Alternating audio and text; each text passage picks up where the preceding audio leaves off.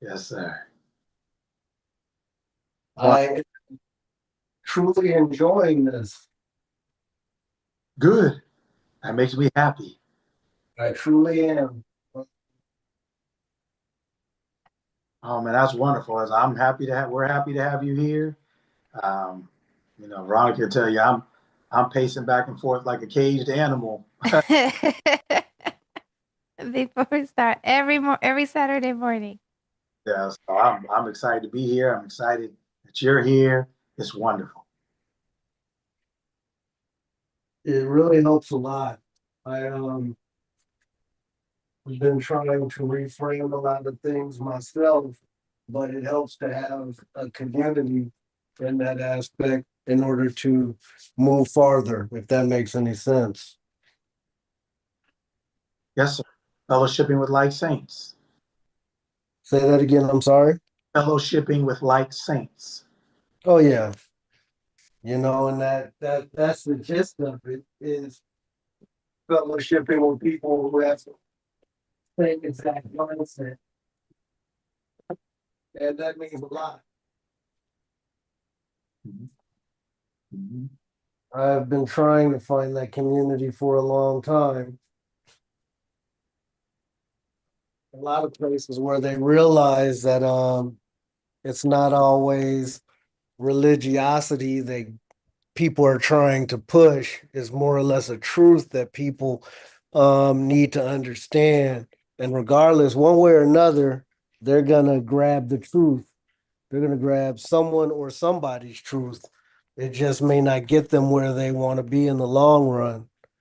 And so um it's been a long road, but a very interesting road.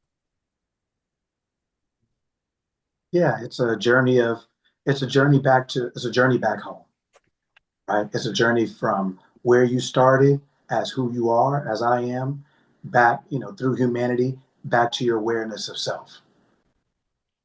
It is something to do, right? I am lives forever. I am is immortal. I am lives forever.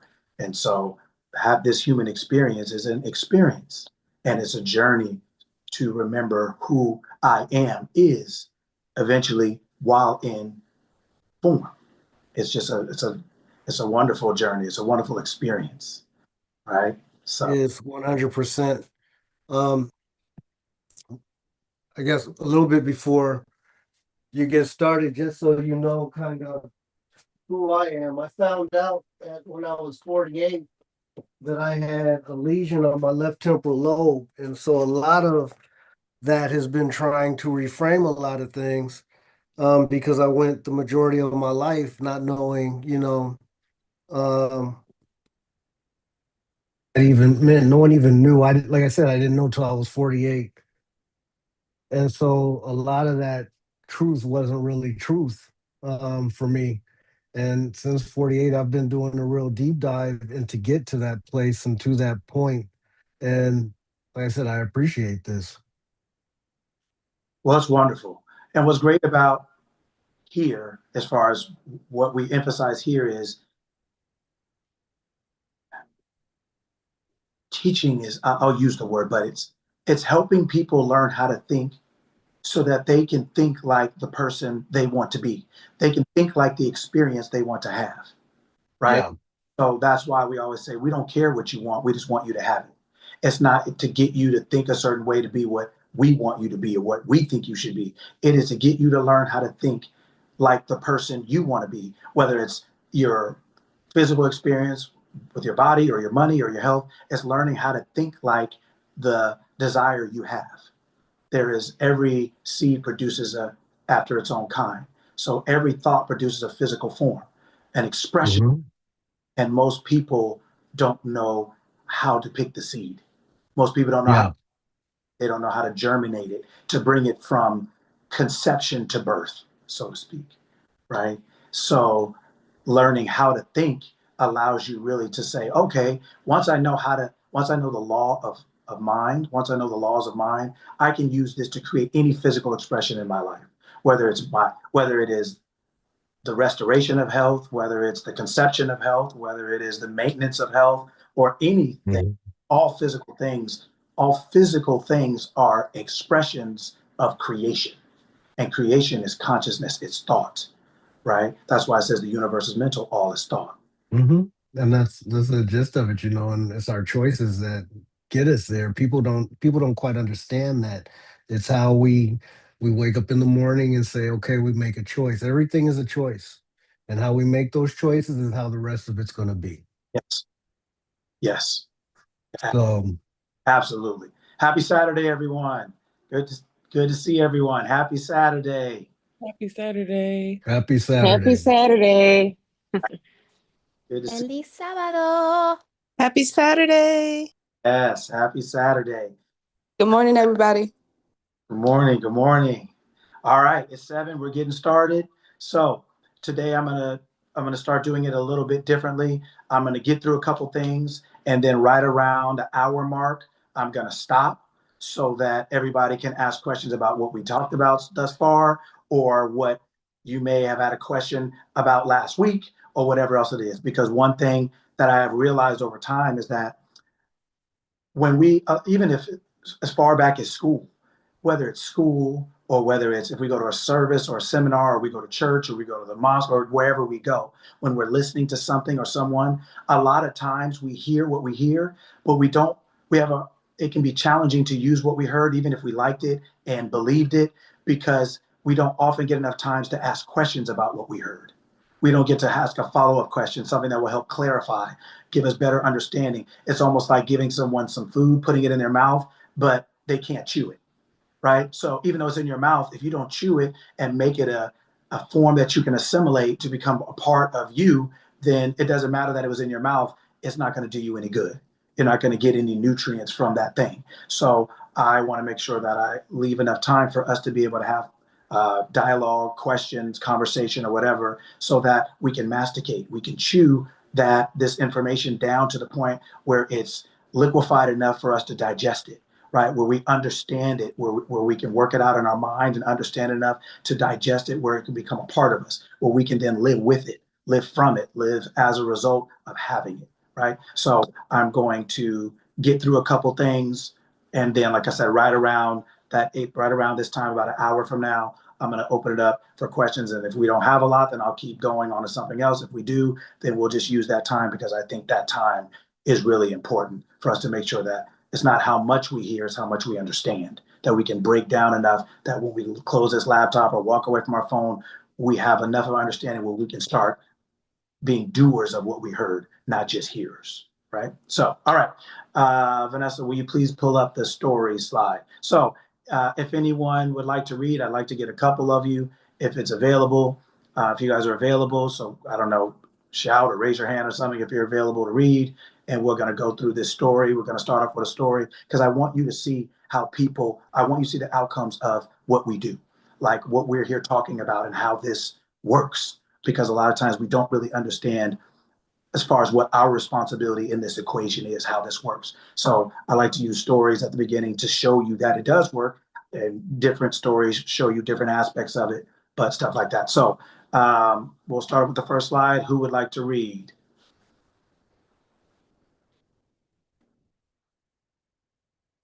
I could start. Okay. All mine. My desire wants to attend a matinee performance for a famous padomimist. Padomimist. Padomimist. Thank you. My desire was to attend a matinee performance of a famous pantomimist, currently playing in one of the largest theaters of our city. Because of the intimate nature of this art, I wanted to sit in the orchestra, but I didn't even have the price of a balcony ticket. The night I determined to have this pleasure for myself, in my imagination, I fell asleep watching the wondrous performer. In my imaginal act, I sat in an orchestra-centered seat, heard the applause as this curtain rose and the artist came on stage, and I actually felt the intense excitement of this experience. Okay. Who else like to read?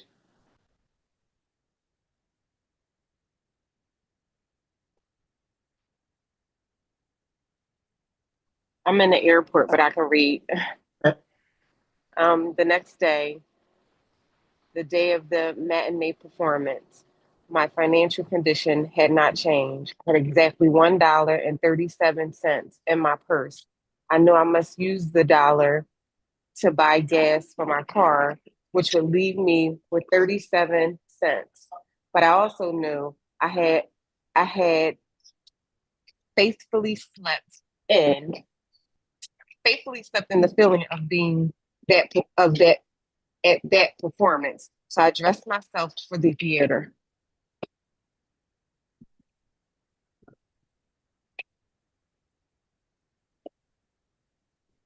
Keep going. Yeah, one more. While changing articles from one purse to another, I found a dollar bill and 45 cents in change hidden in the pocket of my seldom used opera purse. I grinned to myself, realizing that gasoline money had been given to me. So would the balance of my theater ticket be given to me? Golly, yes, I am. I finished dressing and left for the theater. I need your pen, please. Oh, it's 38. Sorry. The pen is 3839. Okay, next slide, and somebody else can read. Standing before the ticket window, my confidence dwindled as I gazed at the prices and saw $3.75 for orchestra seats. With a feeling of dismay, I turned away quickly and walked across the street to a cafe for a cup of tea. I had spent 16 cents on my tea before. I remember seeing the price of balcony seats on the window list. Hurriedly, I counted my change and found I had $1.66 left. Running back to the theater, I bought the cheapest seat available, which cost $1.55. Okay. Who's next? With one dime left in my purse, I went through the entrance and the usher tore my ticket in half, saying, "Upstairs, please."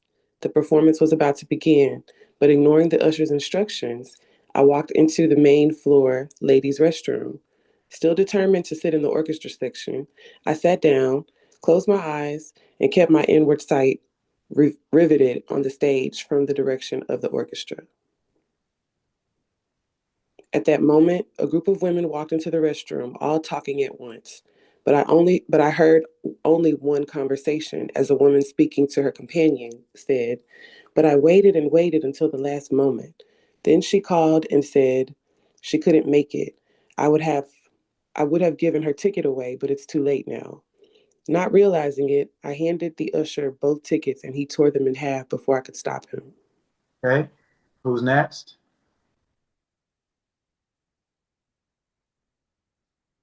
I almost laughed aloud. Getting up, I walked over to the lady and asked if I might use the extra ticket she had instead of the balcony seat I had bought. She was charming and kindly invited me to join her party. The ticket she handed me was for the orchestra section, center seat, 6 rows from the stage. I sat in that seat only moments before the curtain rose on a performance I had witnessed the night before from the seat in my imagination. All right. All right. So the lady started, didn't have money for the seat. She decided that she was going to sit where she wanted to sit, not where she could afford, but where she wanted to sit. She did not condition her desire on what she could afford. She conditioned her desire on who she was. And who she was shows up. Who you are always shows up. You think it's because of what you can afford. You think it's because of the external world. It's not. The external world is nothing but a reflection of what you believe. And you could see her going back and forth. Her desire and her fear, let's say, her human mind and her higher mind, her mind and her brain. You can see those things kind of going back and forth. And like Michael said at the beginning of the call, it's a choice. You have to make a choice every morning you wake up. You have to make a choice every moment of the day, not literally second by second, but second by second, meaning you have to choose who you're going to serve. You have to choose which one of these things are going to be your truth, because you always have an option to remain as you are or to become who you desire. You always have a choice. It may look like you don't, feel like it doesn't. What did she say? When I looked at the thing, looked at the ticket, the price of the tickets, I felt sad almost, right? So she went across the street and got herself together. And she said, I kept my inward gaze. She said, I kept my inward gaze on what I told myself, right? And so she went through all these things. And she ended up getting in the end what she said at the beginning. You always end up getting in the end what you say in the beginning. Always. Whether it's good or bad, whether you want to call it right or wrong, it is good and very good. The law works perfectly. It works perfectly for you and perfectly against you. It may feel for you or against you, but it's perfect. It's always giving you what you believe yourself to be, what you believe is going to happen. It may not look like it's going to happen. It may not feel like it's going to happen. You may look and say, there's no way it's going to happen, but that's not the part of the equation you're in charge of. You're in charge of the choice part. And we make choices consciously and unconsciously, in ignorance or in knowledge, in fear or in so-called faith. But either way it goes, it's good and very good. Your outcome is your outcome. And the outcome is, what did I believe to be true enough to bring to physical expression, physical form, physical experience? Right? So now, how did this lady run into a person who had a ticket? How did she end up in the bathroom at the right place at the right time? How did they, I mean, they're literally not selling or giving tickets away in the bathroom. So how did this happen? Right? We're always asking ourselves, how? How did this happen? How did this happen? Well, let me give you the answer. Veronica, the slide one, please.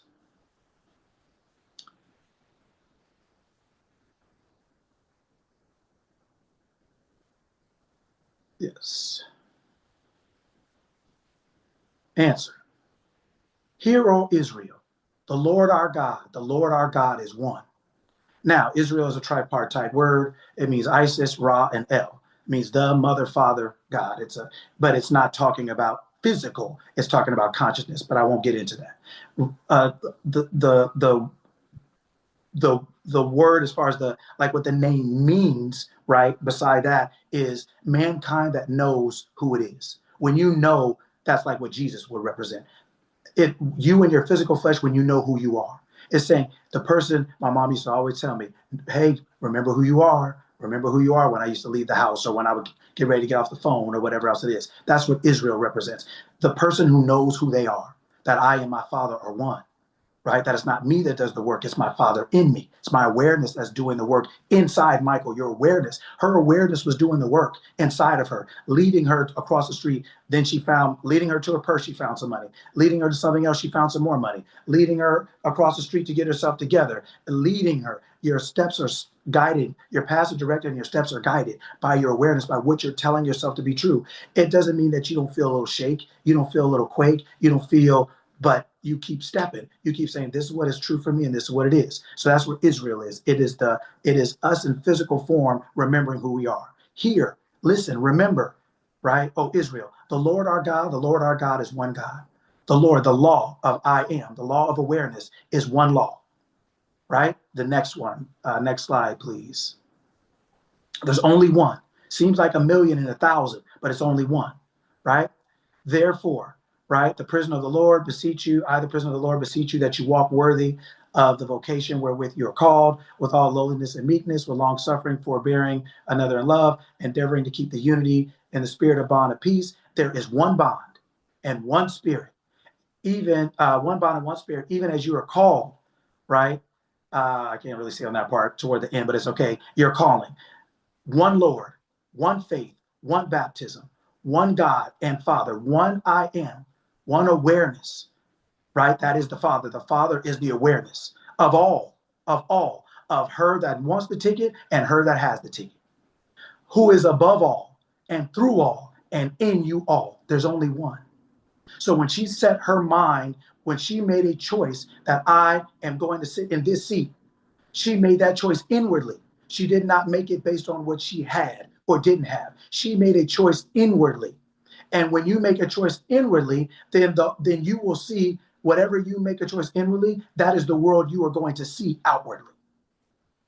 There's only one consciousness that permeates all of us. It's one consciousness believing it to be 8 billion people, right? It's one consciousness believing it to be the sun and the moon and the stars and everything like that. It's only one consciousness that created everything. Right? There's only one God and one Father of all, who is above all and through all and in all. So nobody has an advantage or a disadvantage. Nobody's ahead or behind. It is one consciousness. So when I assume, or when you assume, or when we assume something on the inside, when you turn on the inside and say, this is what I want, the only reason you can do that is because it already exists. It already exists. So the reason you want it is because it already exists. So when you turn inside, that is actually how you are taking it. You're now saying, by the assumption, I am this thing that I want. I am what I want to be or do or have. Then from there, the world you see may look the same, but it's not. It reflects something different. I was talking to my brother earlier this morning, and I was kind of telling him a little bit of this. And I said, Marcus, how many job titles have you had at your school? He said 3. I said, well, do you look like 3 different people? Do you look 3 different ways? And he was like, well, no. I said, so even though you look the same, you've had 3 different titles. You have 3 different experiences. So people will still see the same person, but you have a different title. Things may still look the same, but they don't mean the same thing. They're a reflection of what you now chose, not what you chose before. The tree may look the same, but it's different when you are I am versus I am not. When you have what you want versus when you don't. Things may look the same. So when we say, when she said, I have that, what did she say? I still didn't have any money. My finances didn't change. But everything now meant something different. It looked the same, but it doesn't mean the same thing. So when she chose that she was going to sit there, it did not, just her finances don't dictate. The outside world doesn't dictate anything to you unless you bow down to it, unless you bend your knee to what you call circumstances or fate. For those of you who can remember that passage where Jesus was in the boat and the winds and the waves rose, and the disciples who were fishermen by trade, lived on the island, grew up there, were fishermen by trade, said, surely the winds and the waves were rising. They said, surely we're going to die. And so they woke up Jesus and said, hey, we're going to die. And he said, peace, be still, to the same winds and waves, right? So to the winds and waves, some people say, because when they get high, we're surely going to die. To the winds and waves, especially if you're on the West Coast, the winds and waves mean it's time to go surfing. I'm from Southern California, and that's what they do for sure. That's one of the things they do for sure, right? Probably only in this part of the world, probably only Hawaii and Florida does the same, but probably us in Hawaii probably do it the best on this side, right? So saying all that to say, when the winds and waves rise to people like us, we're out there on the water. But those winds and waves to other people mean we're going to drown. Same circumstances, and you perceive them differently based on who you are, who you believe yourself to be. They're either surely going to drown you, or you can surf. They're surely going to drown you, or you tell them, peace, be still. Circumstances, outside things are not the issue. What you believe yourself to be is the issue. It is the cause of what you perceive and therefore believe to be true, that this thing is going to do this to me, do this for me, whether it's to me and for me, whether it's for me or against me. But it's not the thing that's different, it's you.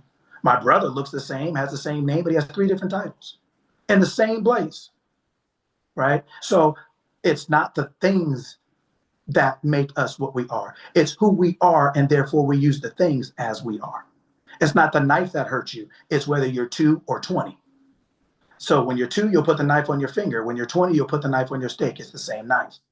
It's just what level of awareness are you using the things that you created, right? So that is how she ended up in the bathroom, because there's only one Lord, there's only one law, there's only in all, above all, and through all. There's only one consciousness. And so when I adapt or adopt the consciousness of having something, then that means there's another aspect of my consciousness that's going to get it to me, get it for me, or whatever else it is. Because what I want, some other aspect of my consciousness has. And it's only I am, so I'm only giving to and for from myself. I'm only buying the car, and I'm the one selling the car.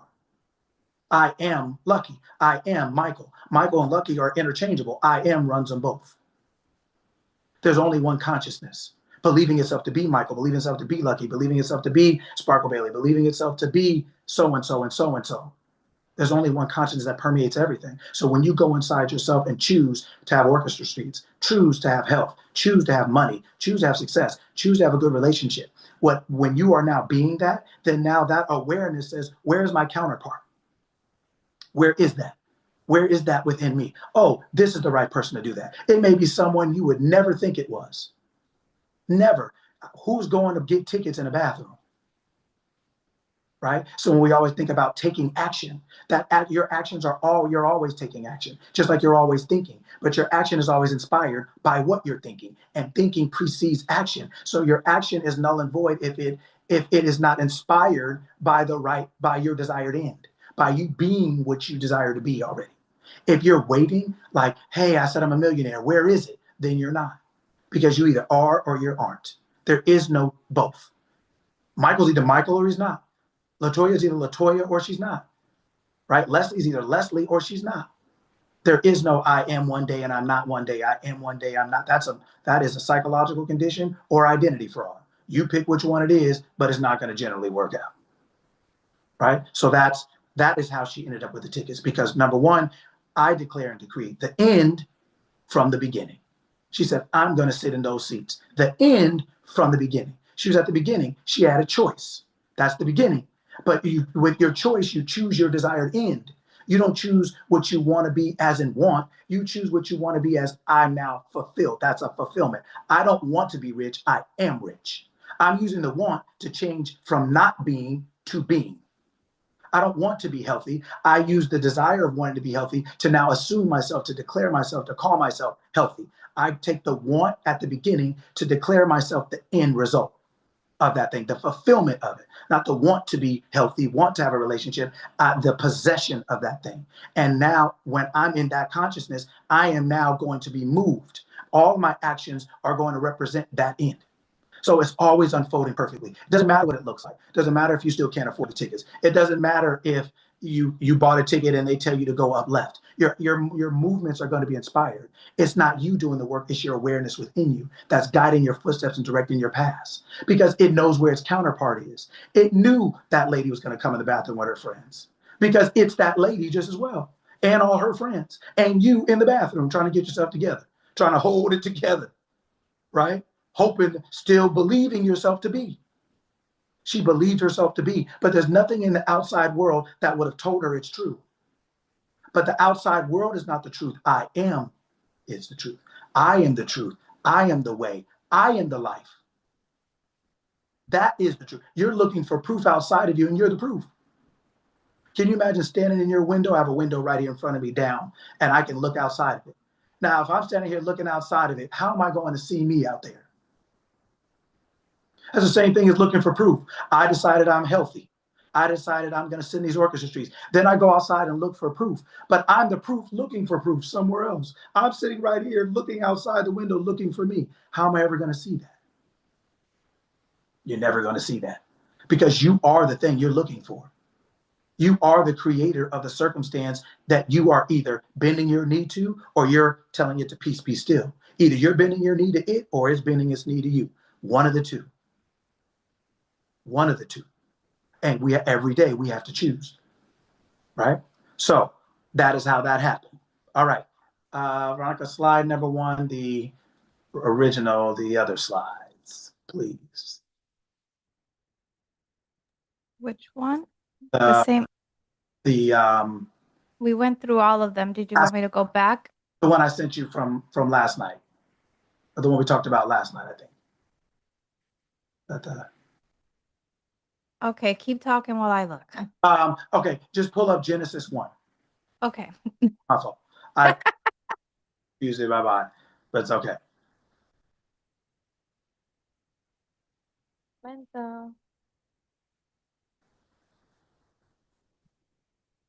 All right, so this next thing I'm going to talk about is how important for you to really know who you are. Okay. The beginning. There's a beginning to everything. A beginning to life, a beginning to your life, a beginning to your business. There's always a beginning to everything. Right? Does everybody understand that? You guys with me? There's a beginning to everything. Nothing just starts in the middle. Nothing just started in the end. Right? Even the fire didn't just start in the middle or the end. The beginning. A child, the beginning. Everything, an idea, the beginning. A business, the beginning. Everything starts in the beginning. All right. So in the beginning, God. Right? So who is in the beginning? You. Say it again. I am. I am.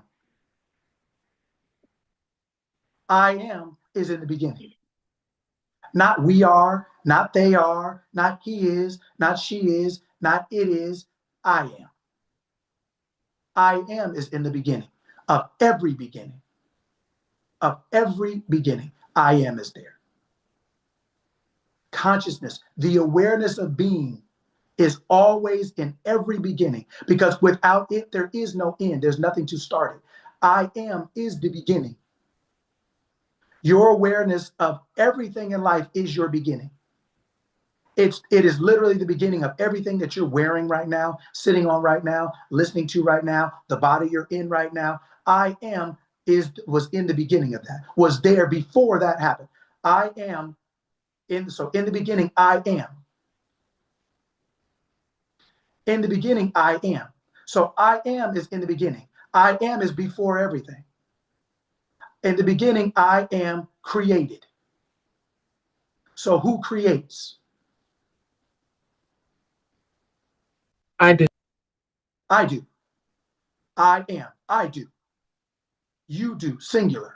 Not we do, not they do, not it does, not she does, not he does, not the Republicans do, not tariffs do, not the weather does.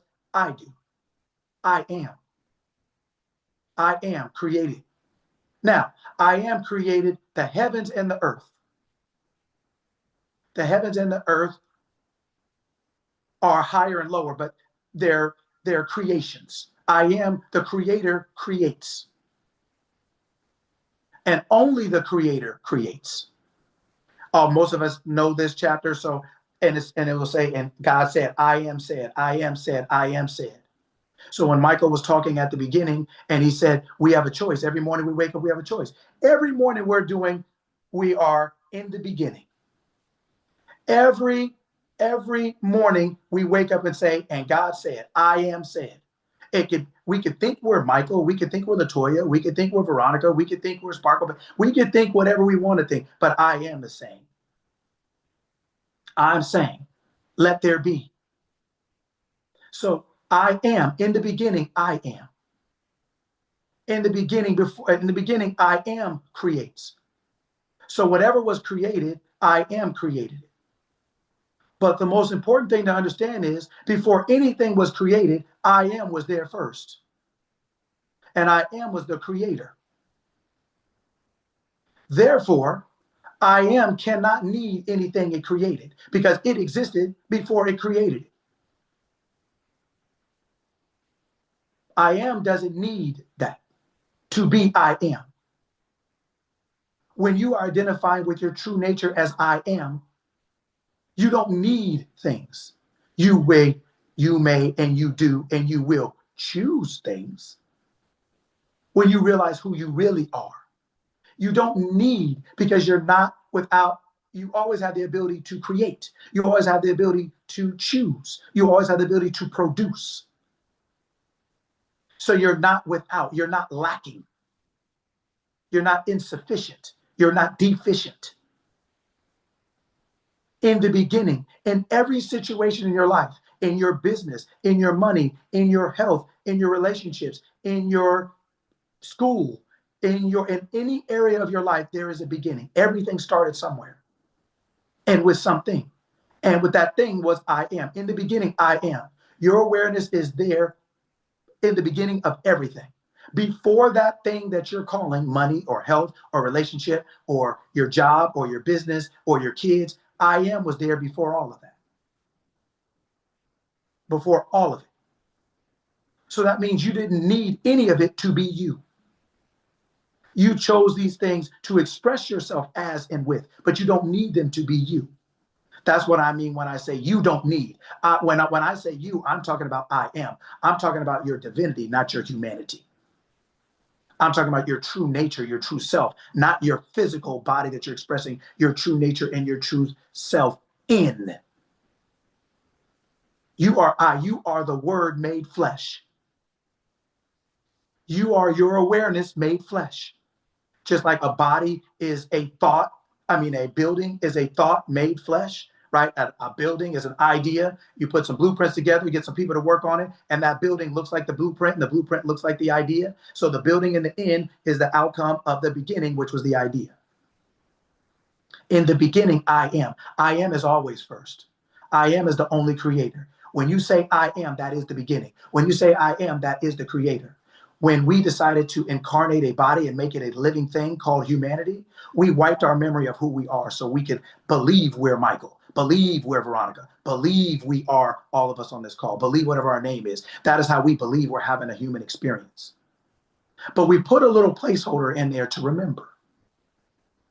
So as a reminder, but we slip by, we say it, we gloss over it so quick. Hey, how you doing? I'm Michael. Hey, how you doing? I'm Veronica. Hey, how you doing? I'm this. Hey, how you doing? I'm this dad. Hey, I'm so-and-so's wife. Hey, I'm so-and-so's husband. I am. We're constantly saying it. But in our state of amnesia, we're not really recognizing still. We haven't woken up to the fact that we're literally saying that we are this person in the first 4 words of the sentence. In the beginning, God. In the beginning, I am. I am is the beginning. Your I am, your awareness of being is the beginning. In the story we just read, what happened? In the beginning, she decided that she wanted to sit in those seats. And she created the outcome of that experience.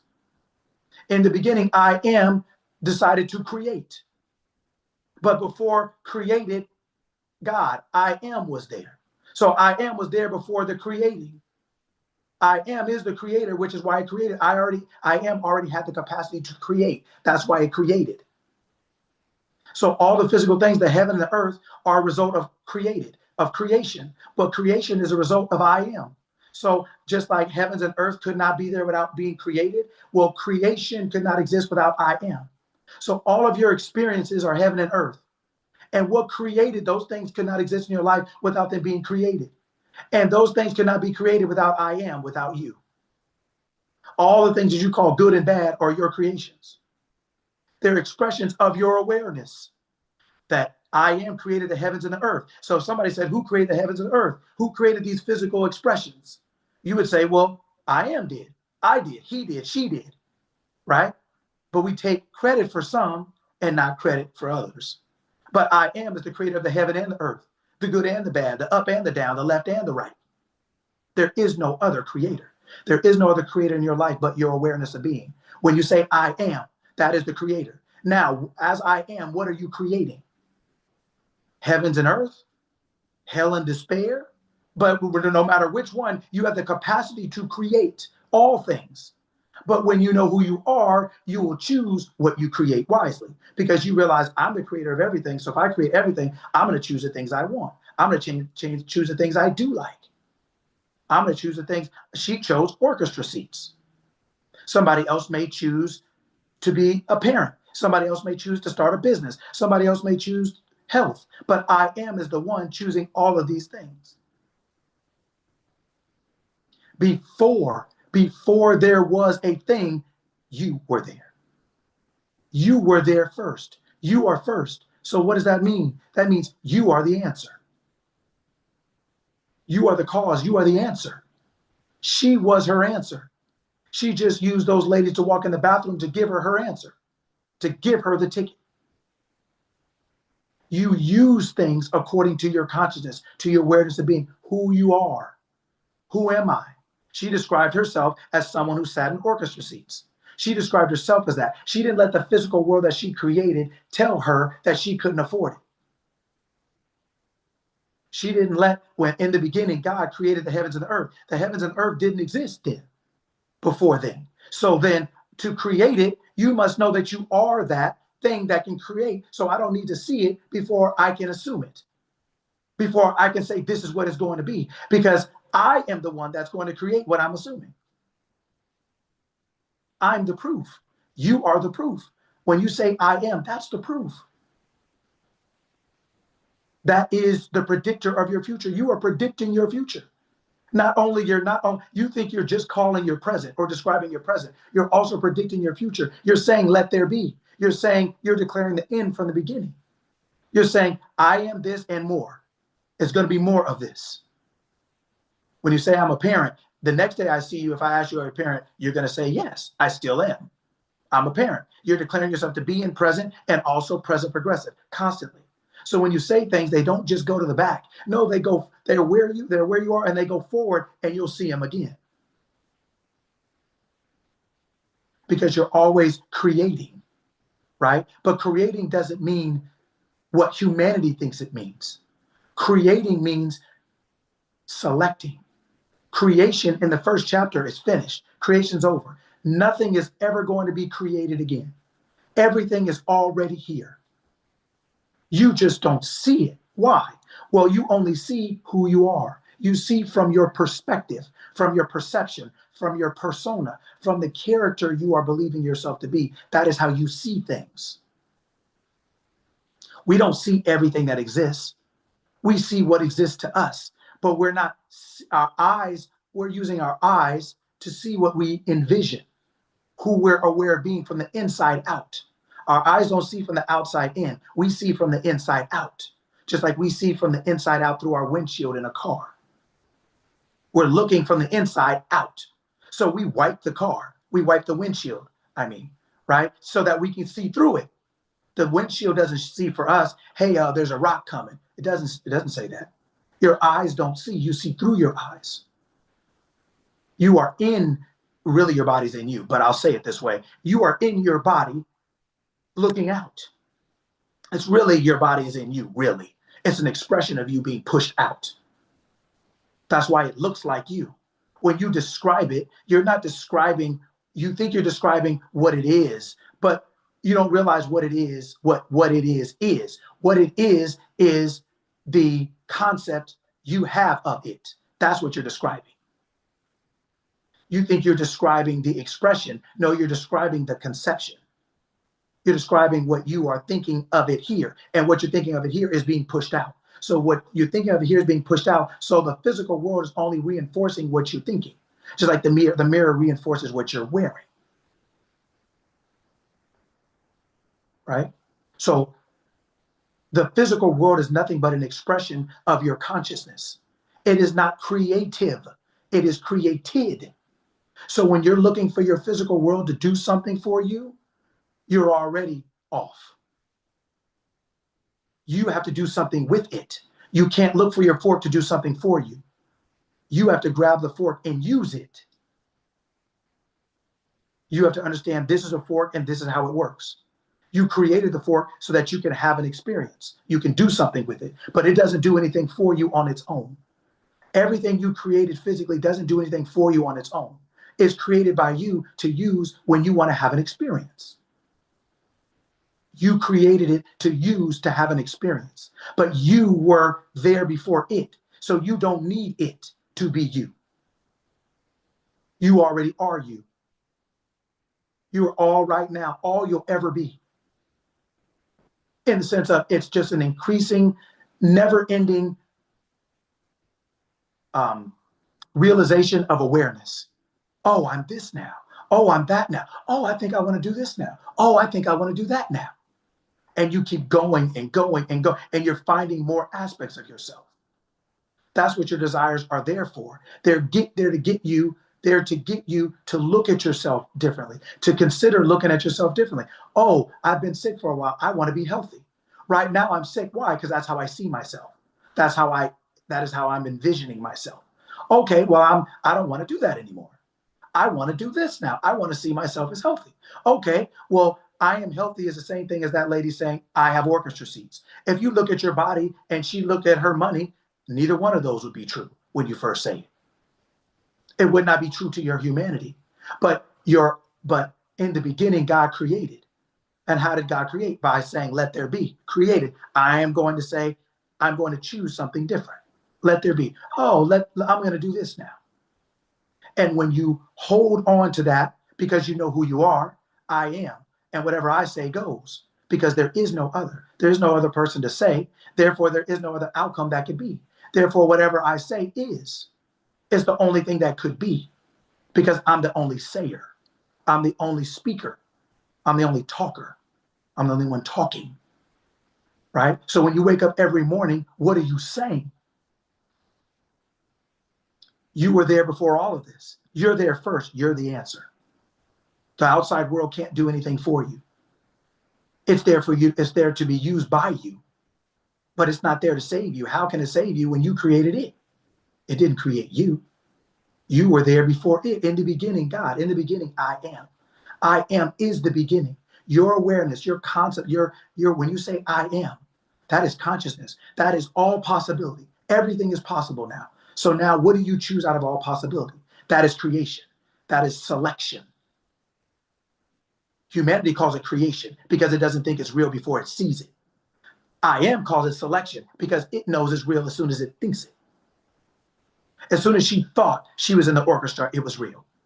And all she had to do was stay in that thought, stay committed to that end, not worrying about how she was going to get there. How could she have ever planned, you know what, I'm going to go and I'm going to go in the bathroom and wait for some people to just give me their ticket? Do you think that would have been a natural thought? Right? No. So then we're not being moved. Our human mind doesn't have the answers. Our human mind just has the request, just has the desire to be. Really, our desire to be is I am, desire to express itself. That comes through your human mind as a desire, as a want or a need. But it's really I am desiring to express itself more in a different direction to a higher degree. So it's not asking for your help. It's just asking for your permission. Humanity thinks it can help. It can't help. How could she couldn't even help herself? She was worried about gas money, tea money, then ticket money. Humanity worries because humanity doesn't create. Humanity doesn't know how this is going to work. But I am doesn't worry because I am is the creator. I am knows how it's going to work because I am is the worker. I am is the creator. I am understands what I did, therefore, right? Your children, when they're young, they're not worried, but at all, really. But they're the ones concerned about how the pancakes are going to get cooked. When you are the parent and you know how to cook, you don't have that same concern because you're the creator. You know how this works, right? And what I'm trying to get across to you is that I am, your awareness of being, your consciousness. When you say I am, that is in the beginning of everything in this experience. It's what created your body. It's what's creating every circumstance that you now see physically. I am was in the beginning of that. What is I am? Your consciousness, your awareness of being. When you say I am, you're really saying I am. Who am I? What am I conceiving myself to be? Am I conceiving myself to be a human with a little light that I'm hoping to shine, that I have to grind and get through and work myself to death and try to do all these things? Or am I am, as in humanity, as a human? And so I make choices from that perspective. I am. Therefore, whatever I'm telling myself is true is true. Whatever I'm willing to entertain in mind will become physical in my world. Whatever I'm choosing to tell myself and stick with, that's what it is. A double-minded mind is unstable in all its ways. Let it not think it'll receive anything. When you go back and forth, I have the ticket, maybe I don't. I have the ticket, I don't have enough in my wallet. I have the ticket, God, these prices are high. I have a ticket, oh, I just spent some money on tea. I have a ticket, ooh, these prices are still high. Well, I'm just gonna buy. You have to figure out, are you or not? You either are or you're not. You're not both. You're not I am and I am not. You're I am or I am not. I have it or I don't. I am it or I'm not. I'm rich or I'm not. I'm healthy or I'm not. I'm happily and blissfully married or I'm not. You have to decide first. I am. Your awareness is the beginning of your desired outcome of all created things. You're looking for your business to be better. You're looking for your health to be better. You're looking for it to be different than you, but you're the creator. So if the creator creates it, how can the creation be different than the creator? How can a painter say, I didn't paint that painting, but it's my painting? How can you say, well, I didn't do this to my body and it's your body? We trip, we slip, we fall. Doesn't mean we meant it, but we did do it. We made a mistake. It doesn't mean we meant it, but we did do it. It didn't happen any other way. We just didn't mean it. So it's not judgment or criticism, but it doesn't mean we didn't do it. We just didn't mean to do it, but we still did it. Did it is the common denominator. Whether we meant to or didn't doesn't really matter. But if we mean to, we're more willing to take credit or accept, let's just say, blame. But if we but if we didn't, we'll take a little credit, but we definitely don't want the blame. But we did it. Doing it is the common denominator, not whether you meant it or not. Right? So you were before all things. So your true divinity, your true nature doesn't need anything. What needs? Humanity. Michael needs, Lucky needs, humanity, the physical body needs. Just like your car needs gas, your body needs food. Just like your car needs a driver, your body needs I am to drive it. The things we created need. So when we say we need, we have to properly identify. When I say need, do I mean need like I have and I'm now going to get? I'm going to say, okay, yeah, that's mine now. Or do I say need like, oh man, I'm out. I'm short. I don't have it. That's not correct. Need is, oh, okay, now I'm ready for this. This need, this desire for me to have something, whether it's to pay for something or buy something or whatever else it is. Oh, okay, well, yeah, I have that. Thank goodness I'm rich. Thank goodness I'm healthy. Thank goodness I'm whatever it is. Thank goodness that I'm the answer to every desire. I am the desire and the answer. My humanity desires, right? I am desires to express itself more fully through its humanity, through its physical flesh that it created. So therefore, it says, oh, I want this. Oh, okay, well, I'll get it. Your awareness is always providing for humanity. But when we separate ourselves, chaos ensues. So I was having a call this week and we were talking about it, and I said it's like being at Disneyland and your little child's there with a little lollipop and a little hat and everything like that, and it's all good until they look up and they don't see you. And then all of a sudden, what happens? How does that lollipop taste? How does that Mickey Mouse hat feel? What do you care about then? What does that child care about? And the longer they go without seeing you, what happens? Right? They can't spell stress probably, or they definitely probably can't spell anxiety, but they feeling it. They feeling what we would call that. Why? Because they have been separated from the source, from their mother, their father. They've been separated from the ride home, separated from the snack money, separated from who's going to help me put my jacket on, who's going to take me to the bathroom. Look at how that child went from licking a lollipop with a Mickey Mouse hat on to realizing, oh man, look at what I don't know. How am I going to get home? How am I going to get another snack? Who has my jacket? Who's going to take me to the bathroom? You start wondering, then you start worrying. Then you start getting anxious and stressed. It just starts to metastasize and intensify when you separate yourself from the source. When you start to believe that you're just this human flesh and nothing else. You separated and now you're eligible. You've fallen out of the Garden of Eden. You've separated yourself and now eligible to suffer because you forgot that you are one. I and my Father are one. The only difference, I'm going to say it this way, the only difference between Jesus and you, that character in you, was that character constantly reminded itself and anyone who would listen that I and my Father are one. That is not me doing the work, it's my Father in me. I know my Father who you call your God. I call him Father, you call him God. So I have an intimate relationship, you just have a religion. You're just out here worshiping. I have a relationship, you're worshiping. So I know, what do you say? Thank you, Father. Thank you, Father, that I have thank you, Father, that you hear me. I know that you always hear me. And therefore I know I have what I asked of you. Your children know that you hear them. And so they come to you because they know that you hear them. And they believe that they come to you, that they'll get what they ask for. Because you're their father, you're their mother. They're talking about an intimate relationship. They love you, but they're not worshiping you. I know my Father whom you call your God. They are talking about their connection. Most people are trying to operate with a disconnection. And that's where the stress comes in because God is here and you're here and there's this gap. Some days it feels like this, some days it feels like that, right? And some days it's this, some days it's that. But when you know you're one, if you go right, it goes right. You go left, it goes left. You go up, we're one. What does it say? I never leave you nor forsake you.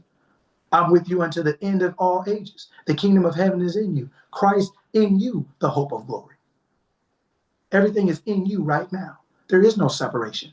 But a belief in separation is what causes all the other things that separation causes. When you separate, all these things start to apply. Now, stress, worry, fear, sickness, illness, all of the weakness of humanity.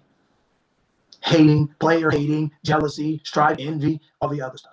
All that stuff.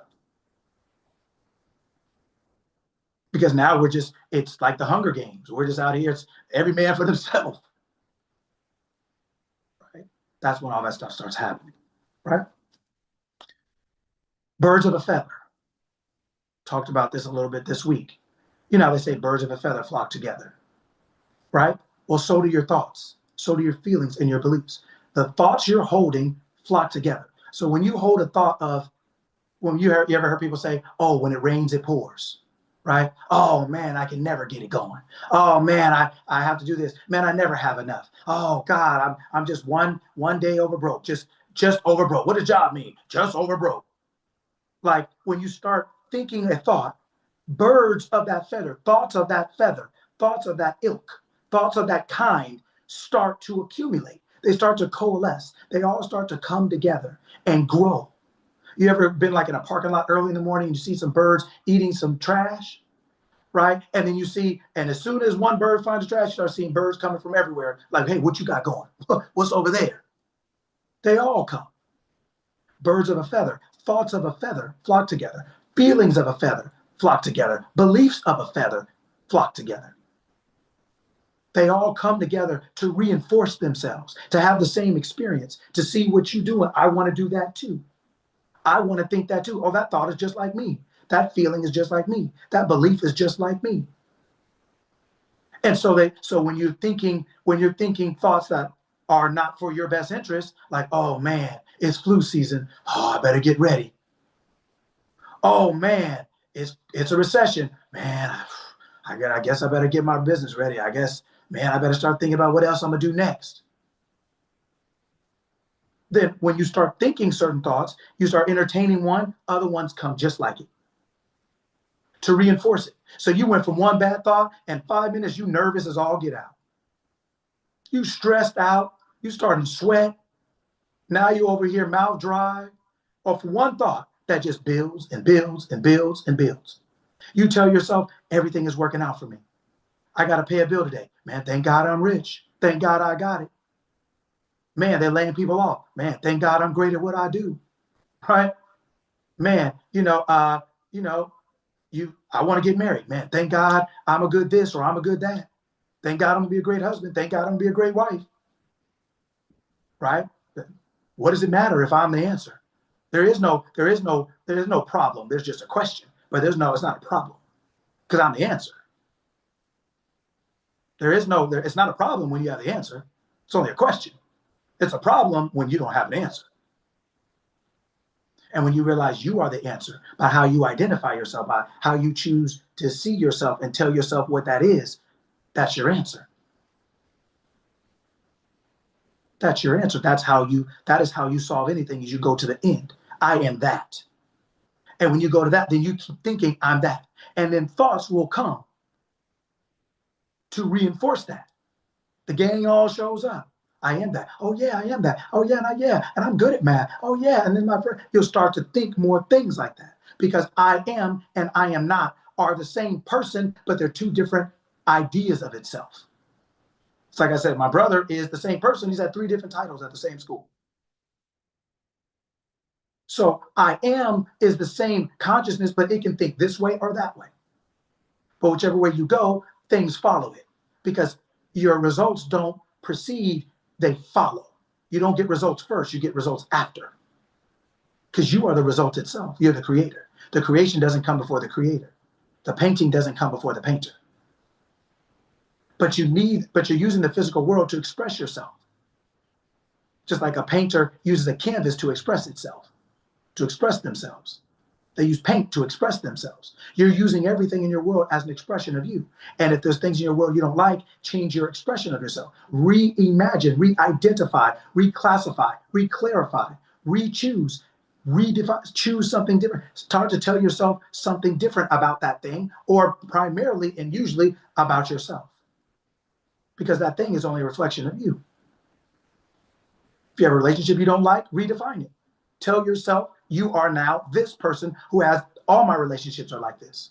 Or this particular relationship is like this. It's not an agreement between you and them externally. It's an agreement between you and your father internally, between your humanity and your divinity, between your brain and your mind. You have to retrain your brain to start thinking what your mind wants to think. But your mind gives your brain a thought, and your brain repeats it. Just like you give your mouth some food, and your food gives it to your stomach works on what you gave it.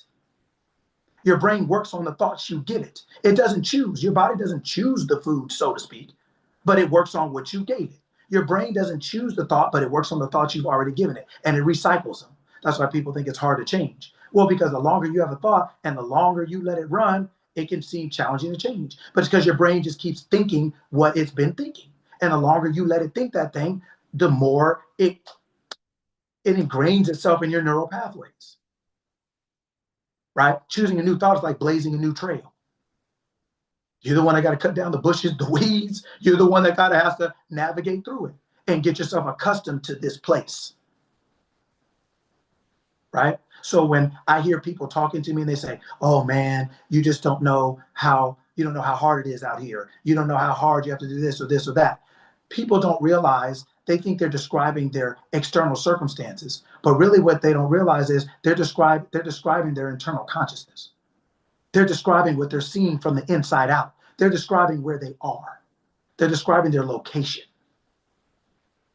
So if someone were lost, if you had a child and they were lost and they didn't know where they were and they called you like, Mom, Dad, I'm lost, right? One of the first things they'd be like, oh, was somebody around to ask? No. So now there's no one around to ask. What do? You ask them like, okay, well, tell me what you see around you. Tell me what's going on around you. And they start describing their environment. That lets you know where they are. So when I hear people speaking, they're describing their environment to me. They're letting me know where they are. It's like, oh, you're over there on the other side of the city. Oh, you're at the other school. Oh, Mom, I'm at that park remember that jungle gym we used to go to? And they don't know the name and there's no one else to ask. You're like, oh, okay, yeah, I remember where that is. But they're describing things from where they are. They're describing it. So then I know where you are. So when people are speaking, right, and they're talking about something, what they're talking about, they're describing where they are in consciousness. They're describing what they see based on where they are. And you only see where you are. And where you are is a result of your consciousness, where you've placed yourself. And where you've placed yourself is based on who you're believing yourself to be. There are certain places that you would never go because of believing who you are, because of who you believe yourself to be. There's certain places you would never go. There's certain places you always go. So where you are is a reflection of who you believe yourself to be, who you are conceiving yourself to be in this moment. That's the only reason you're there. Everything in life, the only reason it's there is because of your concept of yourself, meaning because of who you're believing yourself to be. There's only one true concept. There's only one true identity.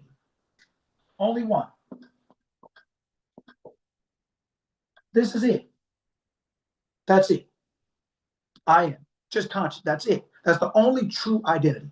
Everything else after that, when you say, I am Betty, I am Lenny, I am Gavin, or I am a business owner, or I'm an entrepreneur, or I'm a woman, or I'm a man, or this is identity.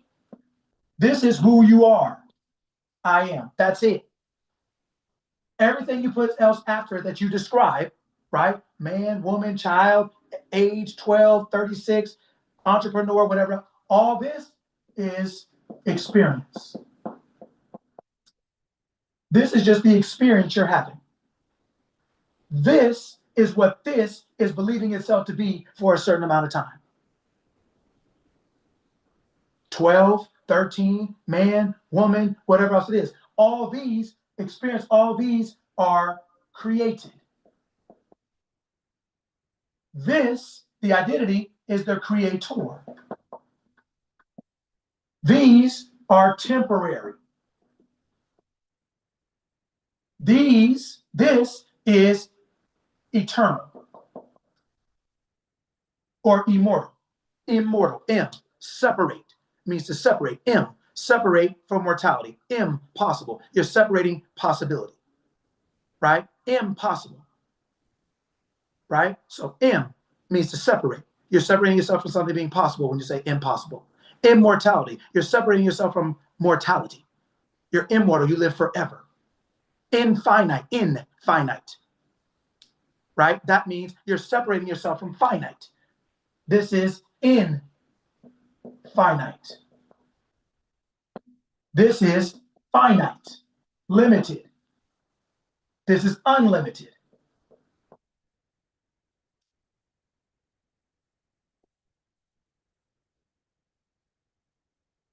This is what you are. This is what you go to. This is what you continue to be aware of being to the best of your ability as often as you, to the best of your ability. I am. And you make choices from here, from the identity as the creator of your experience, as the infinite, unlimited, eternal creator. You are an infinite, unlimited, eternal, infinite, unlimited creator. You have no limitations. You don't have a diet. You don't have a budget. You don't have a limit. You don't have a condition. You don't have a thing that says, well, if this works, you can do that. That's not how this works. That's how this works. This over here believes it's conditions. This has conditions. Well, if I get a degree, then I can. Well, if I get a this, then I can. Well, if I get a that, then I can. This over here says, if I choose, then it's so. Because this is unconditioned.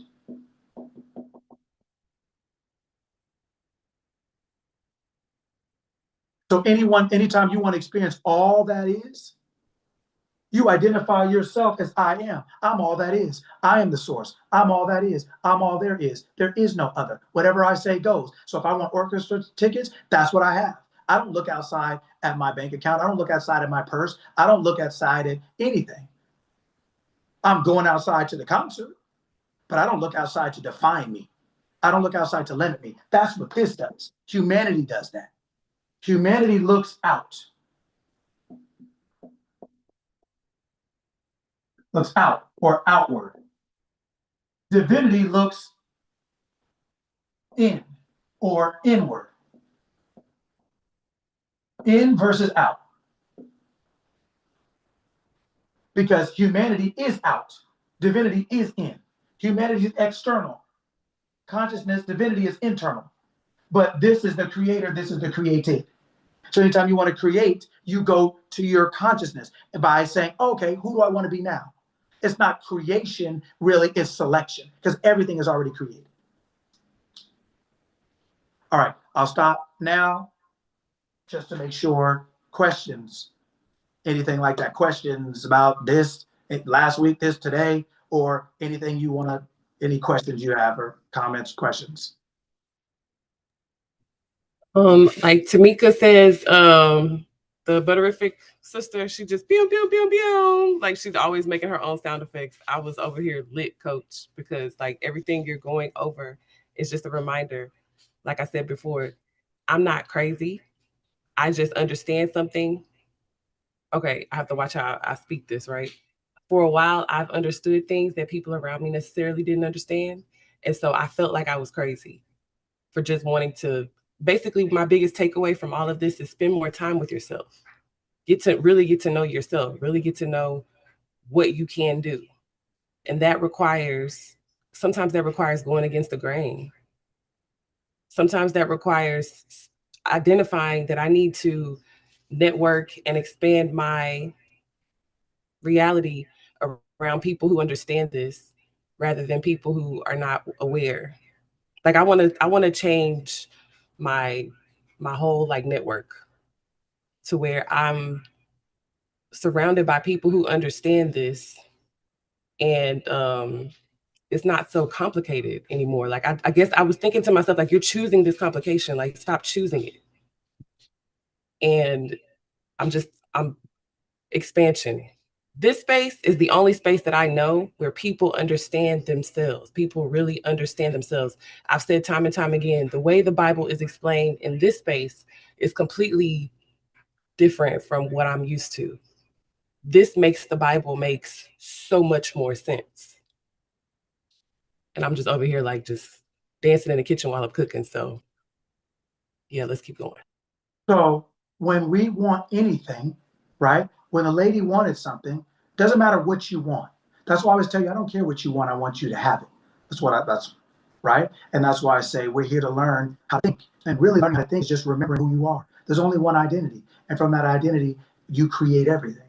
So when we want something in the physical world, when we want to see a physical expression, right? Then what do? We start. So in your case, you said, for example, you said, okay, I want to be around people who are more like-minded. So then what do? You go to the end. You start telling yourself, you start talking about the end. See, what happens is for most of us, and I'm not talking to you particularly because I'm not saying you were saying it that way, but I'm going to use it this way. When we say, I want to be around more people like me, what do most people do? When they say that, what do most people do? Anybody can answer. When we say generally anything that we want, how do most people, what do they do after that? Start looking around for it. Right? That's what Right. they are doing. What did they miss? Looking within. So because they didn't look within, what did they do? Kept looking around. So what did I say up here? Humanity looks where? Out. Out. Divinity, I am, looks In. in. So as soon as you say you want something, as soon as we say we want something, what do most people do? Start looking out. They start looking out. So what goes under out? Created. But if you're created, you have to wait for the creator, don't you? So guess what that means you're actually doing? When you look out, what are you actually doing? Prolonging your outcome. Procrastinating. Because you are what? Looking out, tripping, you forgot who you were. Looking out. So when you're created, you're waiting. I am is waiting. Who is able to tell I am to hurry up?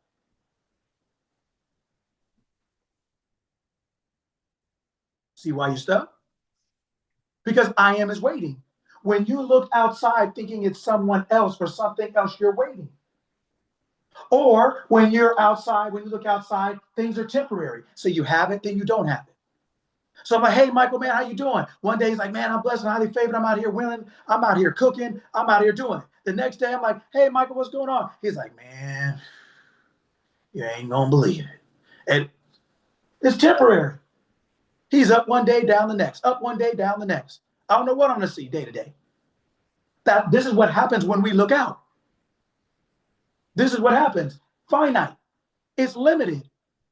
How did the lady feel when she looked in her purse?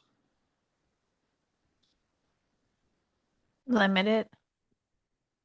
It makes sense, right? This is not a bad thing. You just have to understand which one of these is happening. So that you have to realize that you're always the parent. Yeah, our children grow up, but our humanity doesn't. Humanity's needs are ever childlike. It's always reliant and dependent upon consciousness to feed it, to house it, to clothe it, to bathe it, to take care of it. It didn't get here on its own. And it never, so just like you have a baby, right? When it's a baby, you're like, well, it can't feed itself. It can't, well, your humanity is always that infant. Meaning it's always relying upon you to make things work, to make things happen. But you is not Michael. You is not Sparkle Bailey. You is I am. And if you think you're Michael and you're relying on just good old Michael, then you're relying on a finite aspect of yourself. Why do you think we worry? Why do you think we wonder? Why do you think we wish and we hope? Why do you think it said in the beginning, God created? How come in our world, in the beginning, I hoped, I wished, I was waiting. I was waiting on the Lord. How come I am didn't do that? Because it knew it had no one else to wait on. It's waiting on me. The heavens and the earth are waiting on me. I'm not waiting on it. I have to create it. Your humanity is waiting on you. It doesn't create, it's created. All you're doing is you have given humanity the choice to choose. You've given that aspect of yourself in physical form to choose what experience you have because you know it's really you. So it's not good or bad to you. You came here for an experience. So you made your word flesh. I made my word and I'm going to call it Marlon or I'm going to call it Leslie. That's the word made flesh. It's no different than Jesus. That's why Jesus said, our Father.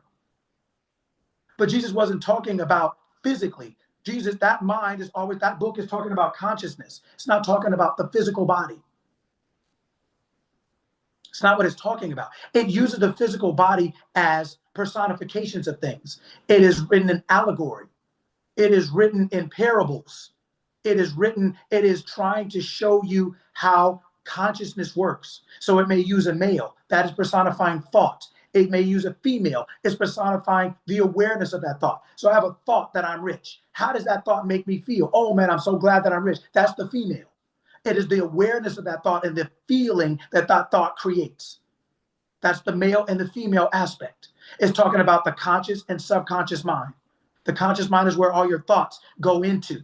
And then the thoughts that you keep, that you impress, that is the subconscious mind. That is the womb. That is the seed that you put into your mind that you hold, that produces. It expresses what is impressed, what you push on it. So when you repeat things, it goes into your subconscious mind. That's why you can drive and learn how to and put your makeup on at the same time. It's why when somebody asks you what's 2 plus 2, you say 4 right away, instead of when you didn't have enough conscious thoughts, drilling down into your subconscious to where it's stuck, you had to be like 1, 2. You're saying the same number, but repetition, it gets in there, so it just produces. Once it gets into your subconscious mind, it just produces. Once it gets into the womb, it just produces. It produces after its own kind. Your body, your physical world is producing after the thought of your consciousness, of your thoughts, of your thought life, of what you're telling yourself. If you, I was giving this example. I said, now just imagine you're in high school, right? And you're talking to somebody, and I'll just say you're a girl. So you're 15 and one of your girlfriends introduced you to this guy. So you're 15, you're on the phone talking, laughing, giggling, everything like that. So every day you talk for 3 months, and every day they tell you something about themselves. They're like, oh, I play basketball. And you're like, oh, okay. Oh, I went to go work out today. Oh, okay. Oh, I got a dunk today. Oh, okay. Oh, I went to play basketball with my friends. So you're like, oh, okay. Oh, I went to go work out. I went to go lift weights. I went to go run. So you start to produce a psychological profile. Like you start to imagine what this person looks like, right? You're like, oh, okay, they play basketball a lot. Oh, they got a dunk. Okay, so they're probably pretty tall, or they're right. You start to produce a profile. So then over time, right, and then they work out every day, right? And so you're like, oh, okay, so they're probably pretty fit and in shape. Okay, so they're, so then you say, you decide to meet. So then you go to the food court, and then you're at the food court in the mall. So when everybody's walking by, what are you doing when everybody's walking by? You've never seen this person. What are you doing when everybody's walking by?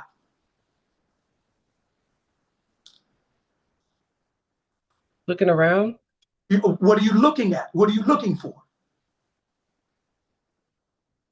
You're looking for the perception of the person that you think they are, what you believe they would look like. That's what you're doing every day in your world. You're passing things up because of your perception of what you think things should look like, how you think things should be. You could have $1 million sitting right in front of you, but you think you have to work so hard and you can only get it through a paycheck, and you could have an idea and you pass it up because it doesn't look like what you're thinking. But it's there, but it doesn't look like what you're thinking. So then the person walks in. And so you're thinking they're, based on everything else, you're thinking if they're this basketball player, you're thinking they're Kobe Bryant, let's say. You imagine them to be kind of tall, something like that. They work out every day. They come in and they look like Gary Coleman. Anybody remember Gary Coleman? What you talking about, Coach? Yes, Now, is that the person you're looking for? No. When I talk to people, people don't realize that what they're saying and who they're being are just as different as Kobe Bryant and Gary Coleman. You tell me, oh, hallelujah, anyhow, praise the Lord, this and that. Oh, you're talking. So I'm building a psychological profile, like we naturally do. But then when I see you, when I see the way you live your life, you're living like Gary Coleman. You're living exactly opposite. Who you're being is something different than what you're saying. So then once I see your Gary Coleman, what happens to Kobe Bryant? What happens to that thought, that profile in your mind? Disappears. So now once I see how you present yourself, everything that I thought of you based on what you said goes out the window. Because who you're being matters more than what you're saying. Because who you're being is debatable. I can believe it or not. But once I see you, it is what it is. And we don't realize there's a disconnect between what we're saying and who we're being. We're saying all these wonderful things. Praise the Lord. Ain't God good all the time, every day, every minute? I ain't got it. I can't afford it. I'm broke. These jobs ain't nothing. Oh, I can never get ahead. My boss don't like me. My kids don't like me. I can never get a raise. They gave so-and-so a raise. How about me? Oh, I just can't get rid of this cold. What you're saying is one thing, but what you're being is another. And what does it say? God examines the inward man. Humanity looks out. What you look like, what you sound like, what kind of Saturday night you got on. That's cologne. There's a euphemism for cologne. Or perfume. You got your Saturday night on. You out there ready. You out there cooking, right? Yeah, you're out there. So you got all these things, but only humanity falls for that. What does it say? God looks on the inward. Out there, yeah, that person looks good till you get to know them. Then once you don't like what you get to know, how they look then. Oh, when you like them, you so funny. When you don't like them, you're like, man, you don't get out of my face. Same person. They look the same, right? Consciousness is always judging you, meaning it's always rewarding you. It's sentencing you according to your thought, to what you're believing. It's not judging you like it's mad or happy. It's saying, this is what Michael believes he is. Here we go. Here's the physical form of that. What's in comes out. What's above comes below. Right? There's a separation between what we're saying we are and who we're being, is my point. Who we're being is what your awareness is judging you on. That's what it's producing, is who you're being. You can say all kind of stuff. Now, saying is good because a lot of times it can get you on track to being. You start re-identifying, reimagining yourself. You start remodeling yourself. No, I'm this now. I'm this now. So when that thought comes up, no, I'm not that. I'm this now. You are conditioning yourself into the awareness of being. I'm this, I'm this, I'm this. Oh God, here's that bill. Thank God I'm rich. Instead of saying, oh God, I ain't got it. That's when your words matter. You're conditioning yourself into being the person who always has it. I have it. I am this. My needs are always met. All my bills are paid up in full, on time, every time. I got that from Leslie. I like that. Right? Just whatever works for you. But you're conditioning your awareness of being. It's always about who you're being. Right? All right. Next question.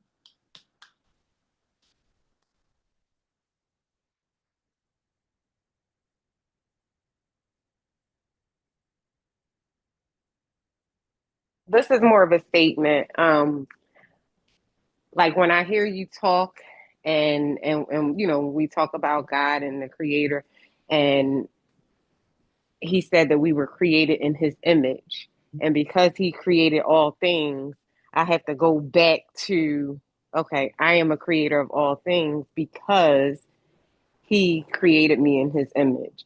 So, you know, it's like it's a everyday, sometime every moment decision, I guess, until I'm, you know, until I'm not really charged by what I see, or I'm not really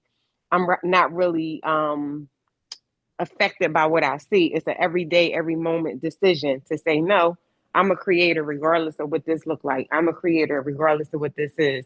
And this is not what I'm creating. I'm creating something else. So yeah, I mean, it's really good. It's, you know, I've been visualizing and talking, you know, talking to myself, even though, you know, what I've created so far was not what I wanted. Now my creation is intentional because, you know, I was kind of sleeping on a job, and now I'm just being a little more intentional about it. Mm-hmm. So So this is all good. We're created in a likeness and image, Mm-hmm. right? Of consciousness. So how does consciousness create? In thought. Image. Okay. Imaging. Imagining.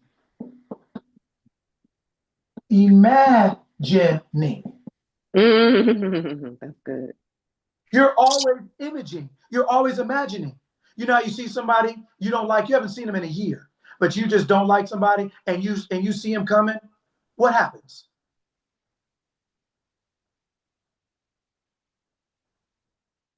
Your guard go up and you imagine them how they was. You're imagining. You have no proof they're the same. You haven't seen them in a year. Mm-hmm. But you're imaging, you're imagining. And so what are you doing? By the image and imagining you're doing, imaging does two things. It creates, and what else does it do?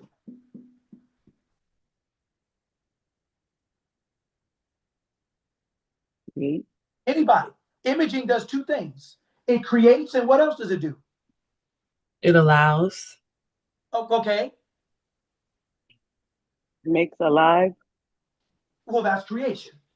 Mm-hmm.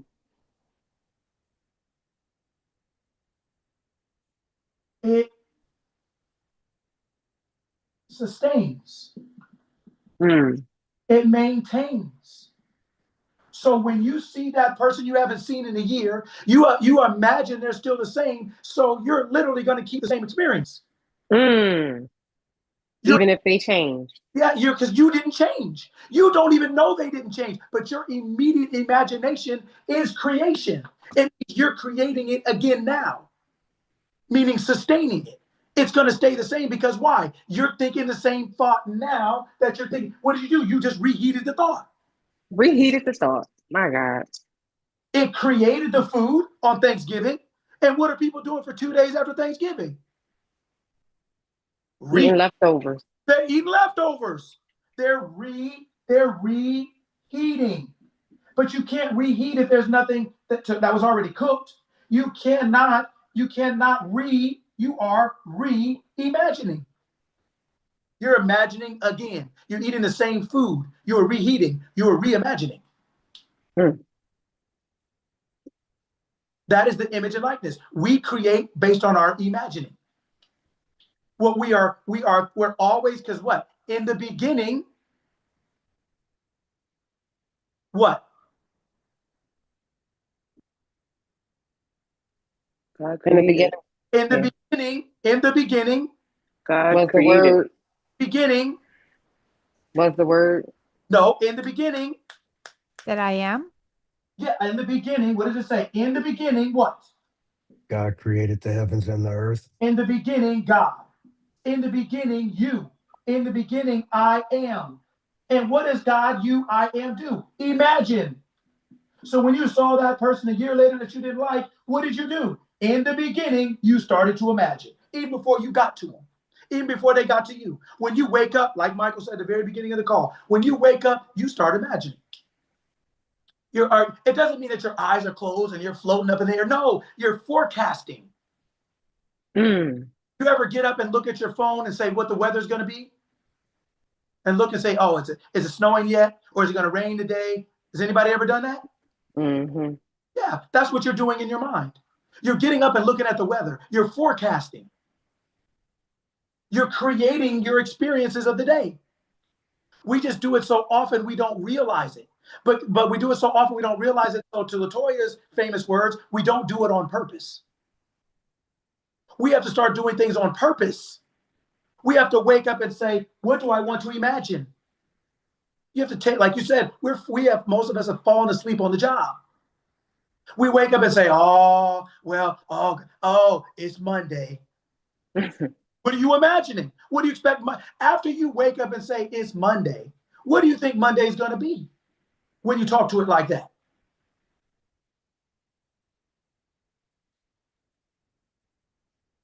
What if, right? How does that work? What if you wake up and what if you wake up and you're Justin?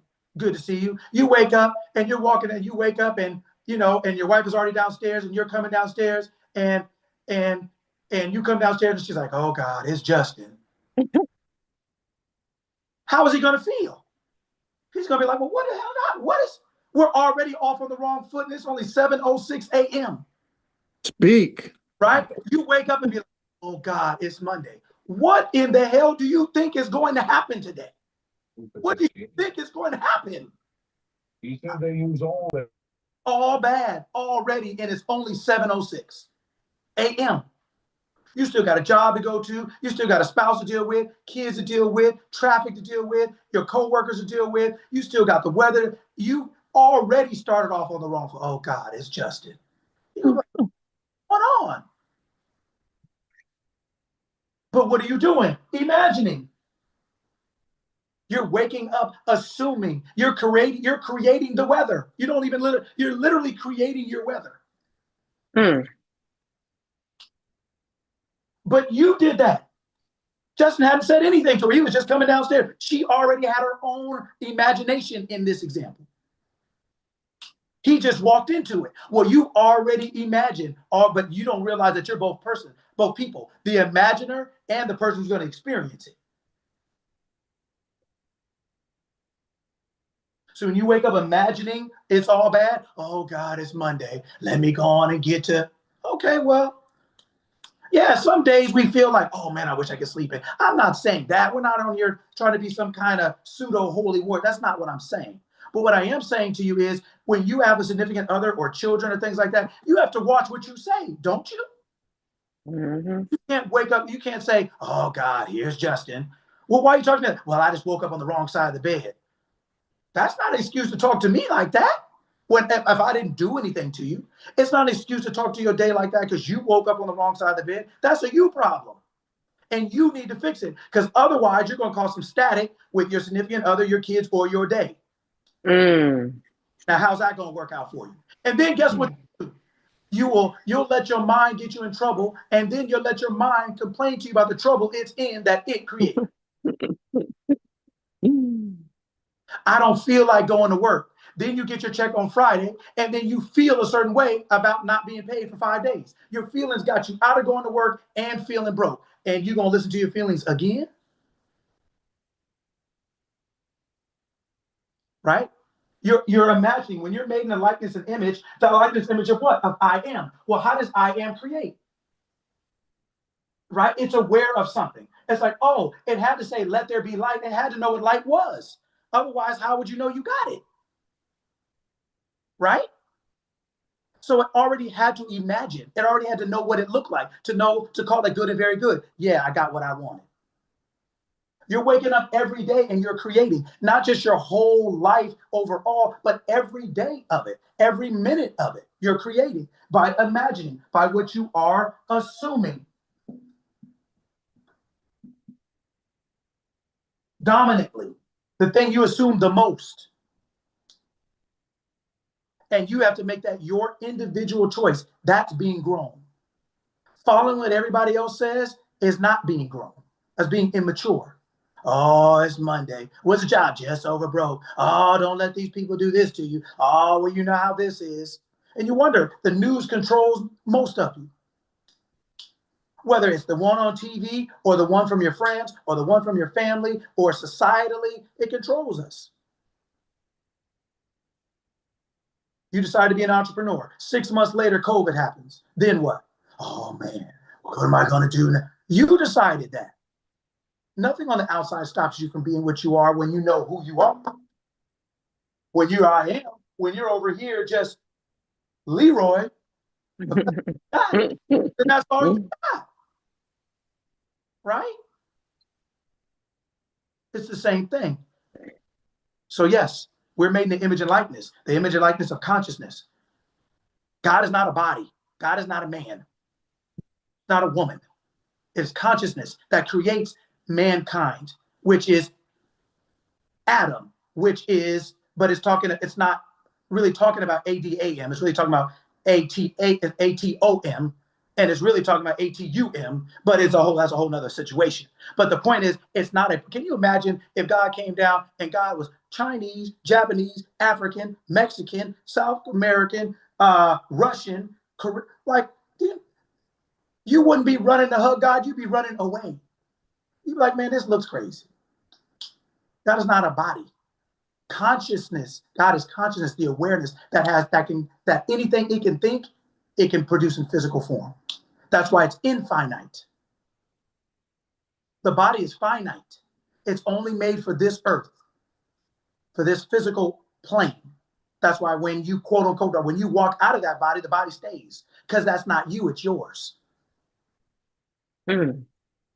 It's not you, it's yours. That's why you say my arm. We're all I am. Watch this. If I worked, and I'm gonna say Justin again because it's good to see it. If I worked for Justin, right? I am his employee, right? But if I work for Justin, he is my boss. Do you see how we're both in charge of each other? Mm. Like, rewind it. Listen to what I said. If I work for Justin, he is my boss. He's my boss. He's my possession. If I work for Justin, right, I am his employee.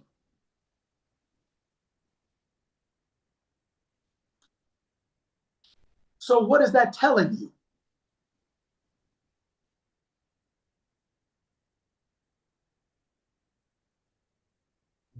It's telling me that even though the person is like categorized as my boss, I chose that person as my boss. So I could choose another boss or I could choose to be my own boss. I'm in control.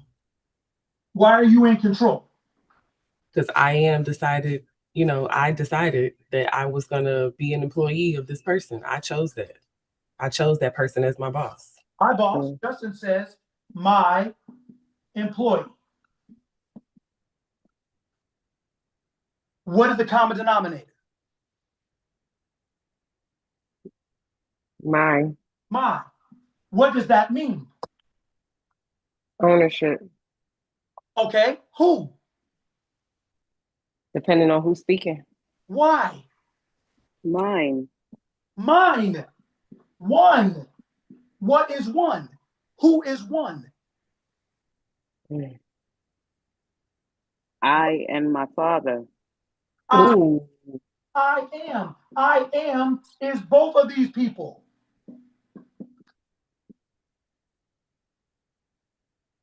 When I say Justin is my boss, what I am saying is Justin is my possession.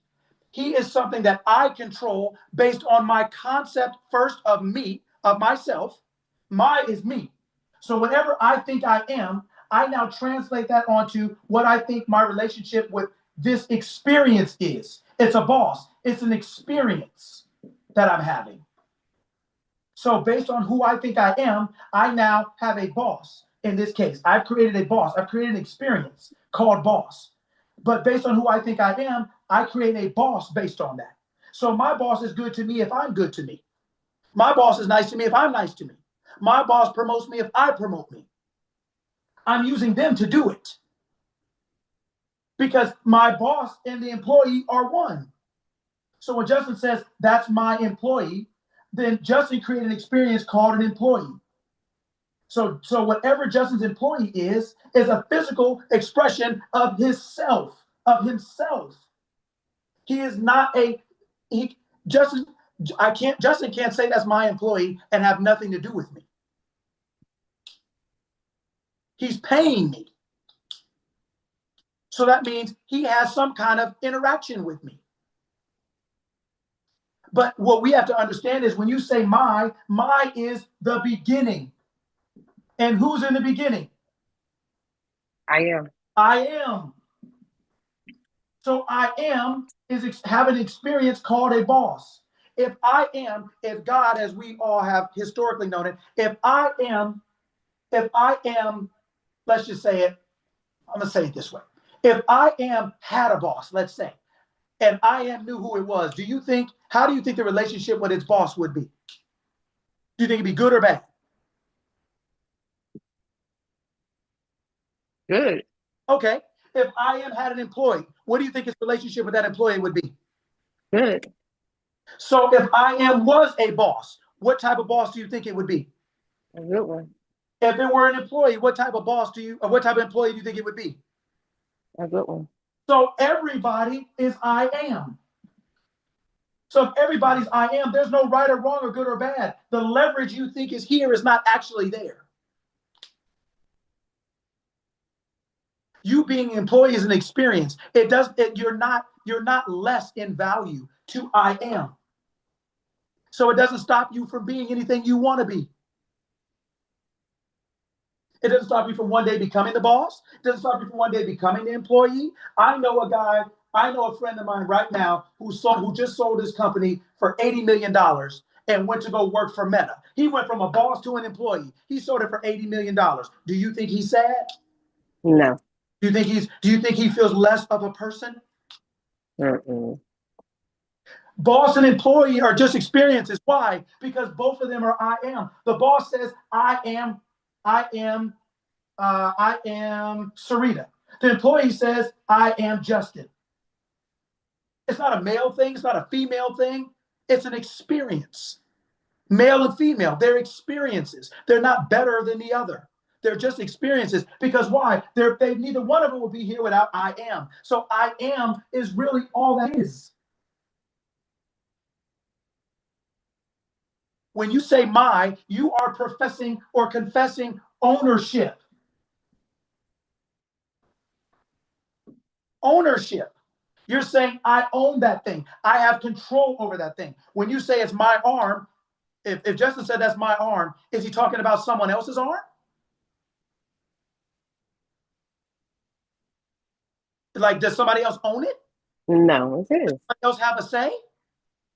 So if you say that's my boss, why do you think you don't own it? Why do you think they have a say that they don't have? They're telling you, you are telling yourself, you are saying, this is my experience. This is my experience. I am my. I am my. This is my experience. I'm having an experience with a thing called a boss. I'm having an experience with a thing called a fork. They're no different. They're both under your control. Does anybody talk to their fork? What? No. Hello? No. No, I don't talk to my fork. No one talks to their fork, but aren't you in control? Yeah. So what makes you think you have to talk to your boss to be in control? Mm. What makes you think you have to talk to your employee to be in control? These are experiences you're having. They're reflections of you. They're experiences you're having. So the question then becomes what? These are experiences you're having. So the question then becomes what?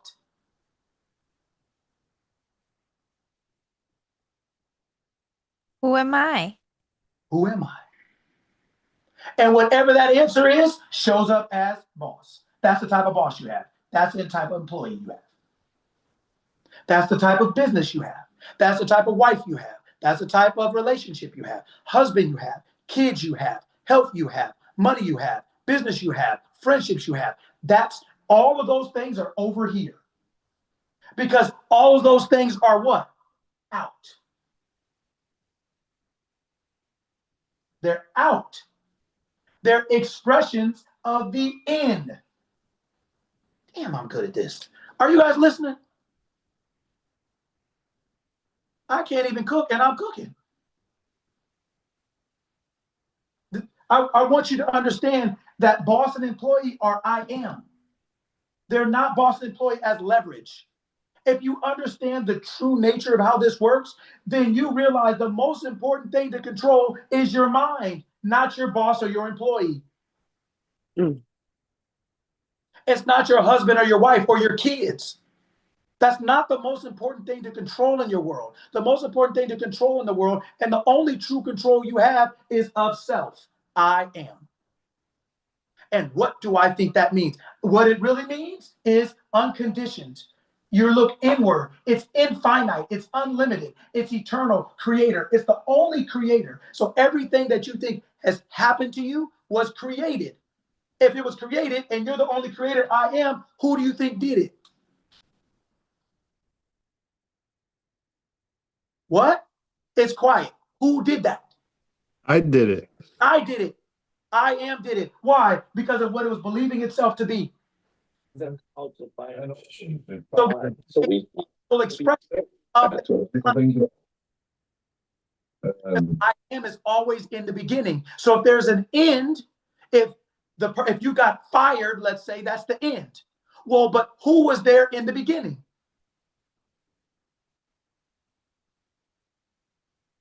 I was. Who is that? Yes, who is that?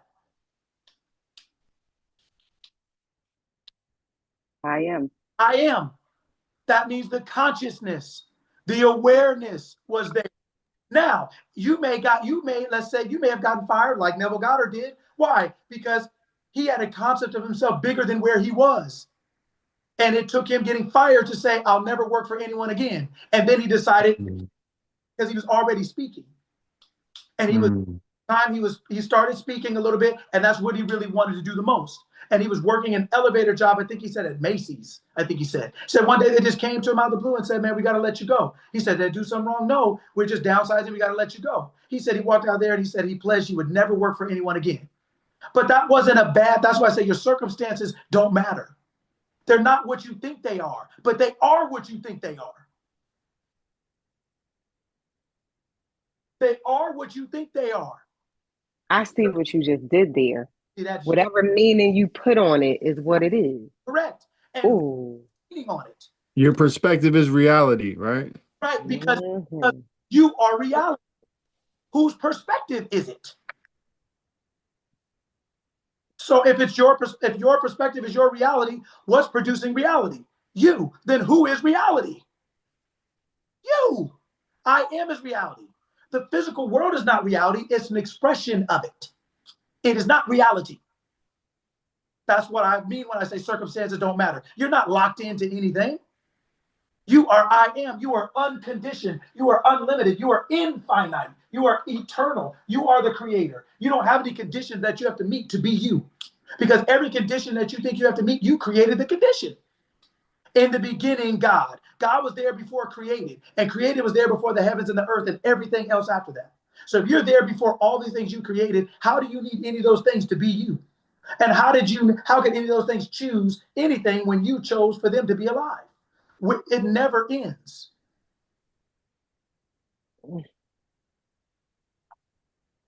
So Mike, ask you a question. Let's just say it's 8 o'clock in the morning, right? And you have a long day today, right? And you're like, man, shoot, I got a long day. So let me cook me something to eat so I can have it when I get back, right? Because I just have a long day. I don't want to have to cook it. I just want to already ready. I can maybe pop it in the oven and the microwave, and I'm good. When you come home for that food, what are you going to do? Go look for it and cook it. Okay, who did you heat it up? Who did you ask? Nobody. Nobody. Who did you pray to? Nobody. Nobody. Some affirmations? Why not? No, I just because I had already created it and knew it was there. Well, doesn't the book say creation is finished? Yeah.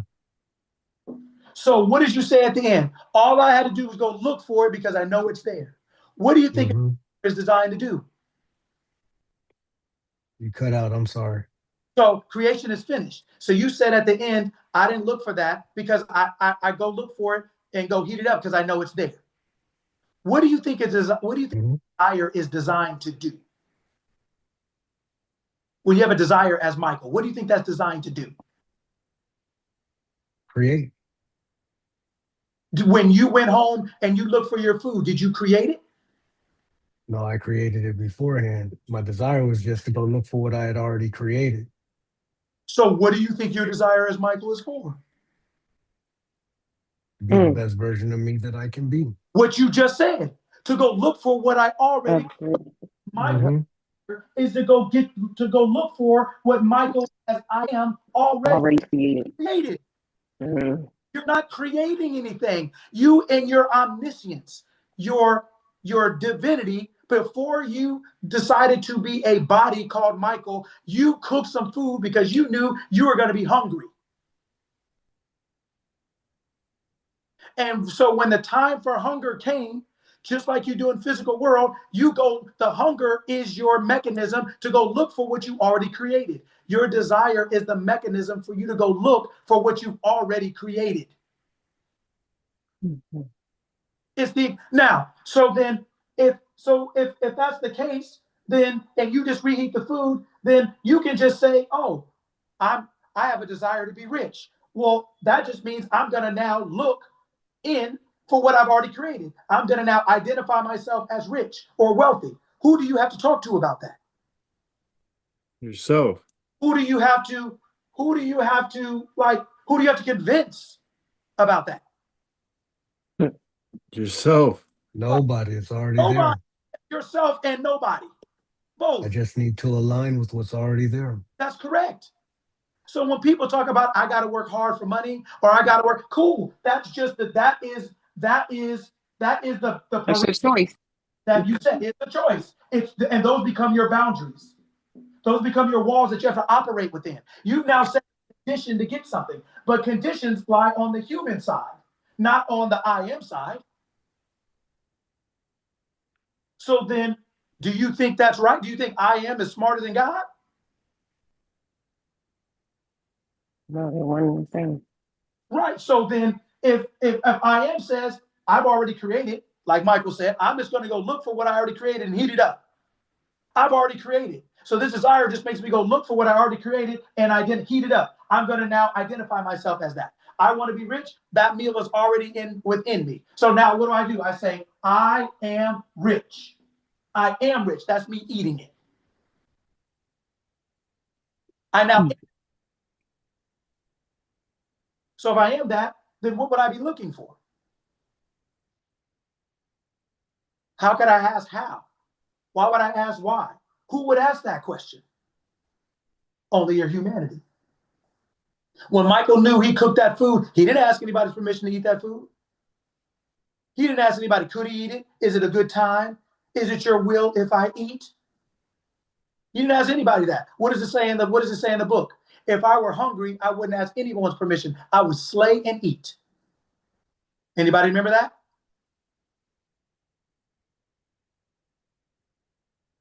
No, I don't. Does anybody remember that?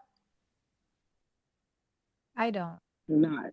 All right, Veronica, look it up, please. Go on Google and look it up. You probably put slay and eat, and it'll lead you to the thing.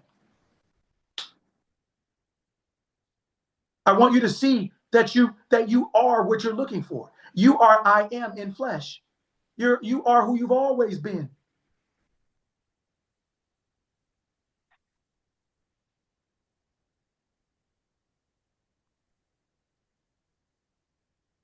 I think it's in First Samuel. Okay, what does it say right there, Veronica? Can you see it?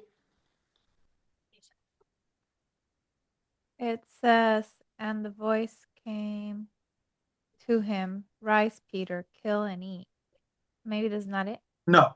If I were hungry, try it. If I were hungry, I would slay and eat. Okay. Like I wouldn't tell you, I would slay and eat.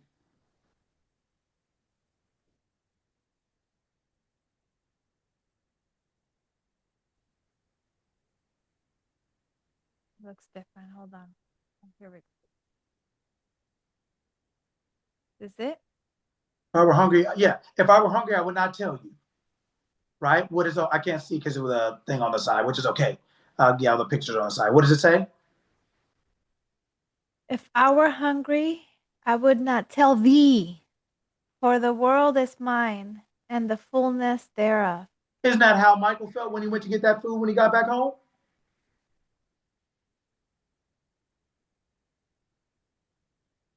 Isn't it? Yeah. Yeah. Because you're looking for something you cooked. Why do you have to ask anybody for what you want? And you cooked it. You created everything. Creation's finished.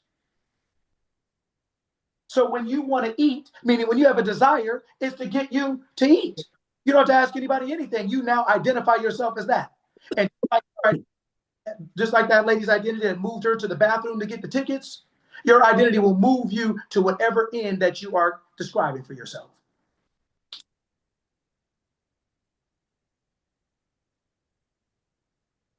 But you're so busy asking everybody, you're so busy looking out. You're so busy asking everybody, worried about everybody, wondering what they think, getting their opinion, doing this, doing that, that you haven't decided from within. You're going out to decide if you want to decide within. Well, I have a desire, but let me see what so-and-so thinks. Well, while you're seeing what so-and-so thinks, you're waiting. When you decide to be healthy, then you go to the doctor and they tell you, well, you're still not healthy. And then you're like, damn, I guess I haven't made it. Well, then you're waiting. You are using your choice to decide that whatever someone else outside of you tells you is the choice you're going to make within you. How is that going to work? Justin tells me, I want a $1 million business. I'm like, well, Justin, I don't know any millionaires myself, so I don't really know. And I know a lot of business owners. I don't know any millionaires, so I don't really know how you're going to do that. Man, maybe just be realistic, like 250, that's pretty cool. You can take care of yourself with that, right? So then Justin has a choice to make. Now, maybe he asked me because he thought I knew. Maybe I do, maybe I don't. But Justin has a choice to make. Is he going to listen to the within that's unlimited and eternal, unconditioned, infinite, can do whatever, created everything? Or is he going to listen to the external and say, well, but the problem with the external is it's created just like you. It doesn't have any more power than you do. It's temporary, it's finite, limited, it's conditions. It has a whole lot of, well, if I want this, I got to do that. If I want this, I got to do this. If I want this, I got to do that. And it looks outward. So that's why when people look outward at the stock market, they jump off the roof. They look outward at the recession, they close their business. They look outward at their spouse, then they just quit. They look outward at their health, then they just, whenever you look outward and think outward is it and all, it is going to be it and all. It's going to be a wrap.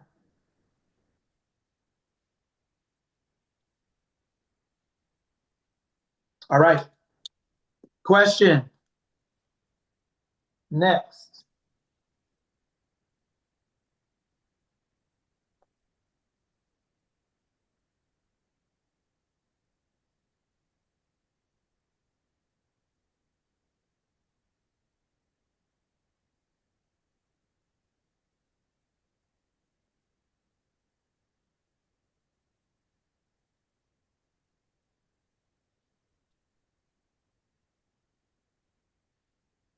All right. Yes. Yeah, I'm still hungry. Keep cooking. I was gonna say, keep going. Okay. All right. So I am is the source, right? The creator of all things. So where do you think resources come from? From I am. Are you sure? Yeah. Are you? It's recycled from the source. There's Are you? and then source. Yeah. Mm-hmm. Think about it. Are you sure? Mm-hmm. Man, I'm not sure. I'm not sure. But right, because you know what? And that's perfect. That's honest. Because like I say, this is Saturday, but what's today? Tuesday. Tuesday. And if I let you go Saturday and without you being sure, by the time you get to Tuesday, guess what's gonna show up? Uncertainty, being unsure, because you don't know that you know that you know. And that's what learning how to think is about. That's what we're here for. So that you know that you know whether you're with us or on your own. Yes, the source is everything, and the resources come from the source. So what is money?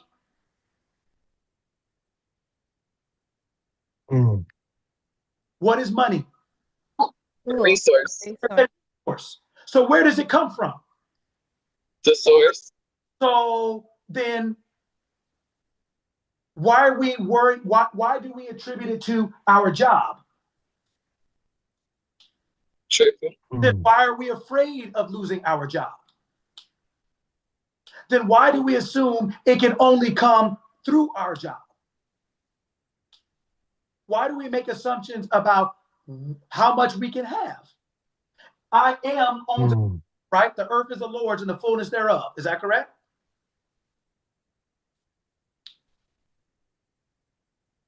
Yep. So then, if the earth is the Lord's, if Source owns everything, Source owns all the resources. If the Lord owns all the resources, let's just say in this case, the Lord owns all the money.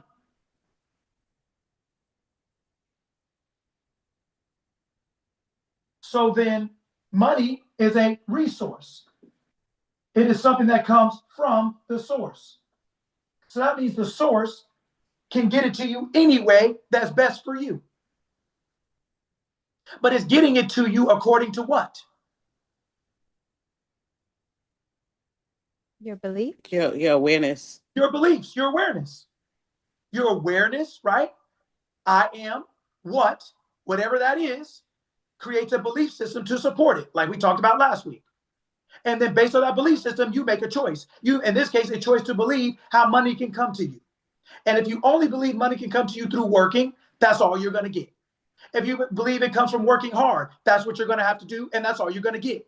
If you believe it can come to you from a variety of sources, endlessly, infinitely, because I am is endless, infinite, unlimited, unconditioned, budgetless.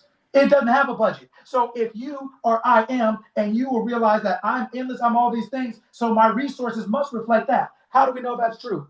If I am is money, if the source creates money, I am money, the resource of money. If I am lives forever, how long should money live? Mm. Can you imagine God running out of money? What? Can anybody imagine that? That would look kind of weird. Can you imagine God running out of air? Can you imagine God running out of health? Can you imagine God running out of success? So then why do we limit ours? If we are I am, the only way we limit our money is if we're on this side.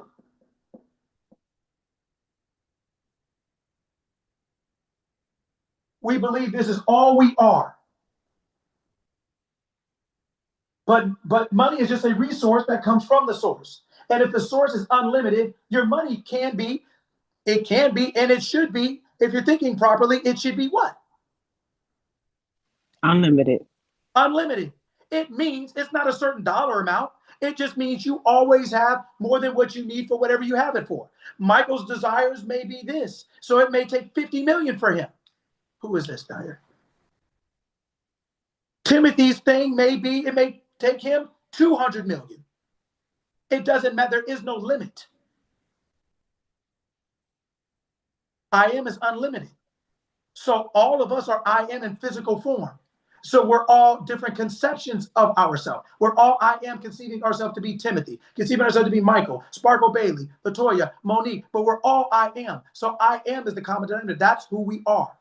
Now, based on what we are conceiving ourselves to be to turn into Latoya, then we also get to consider Latoya believes what? That is what money, that in this case, money or health. It doesn't matter the topic.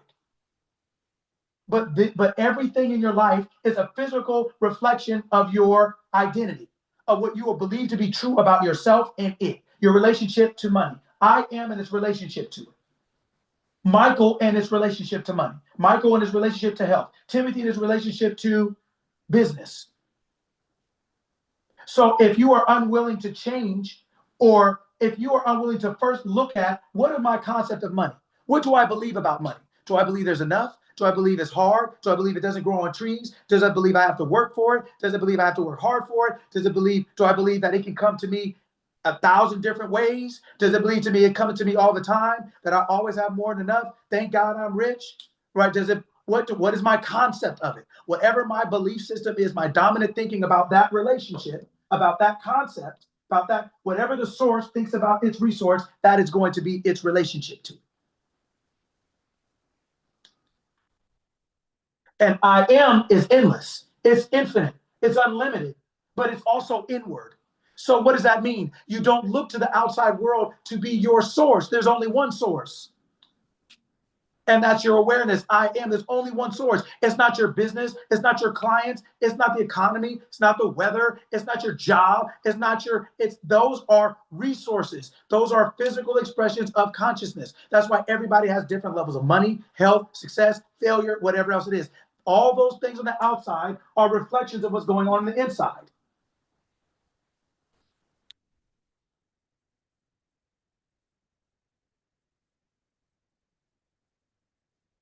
Does God fail?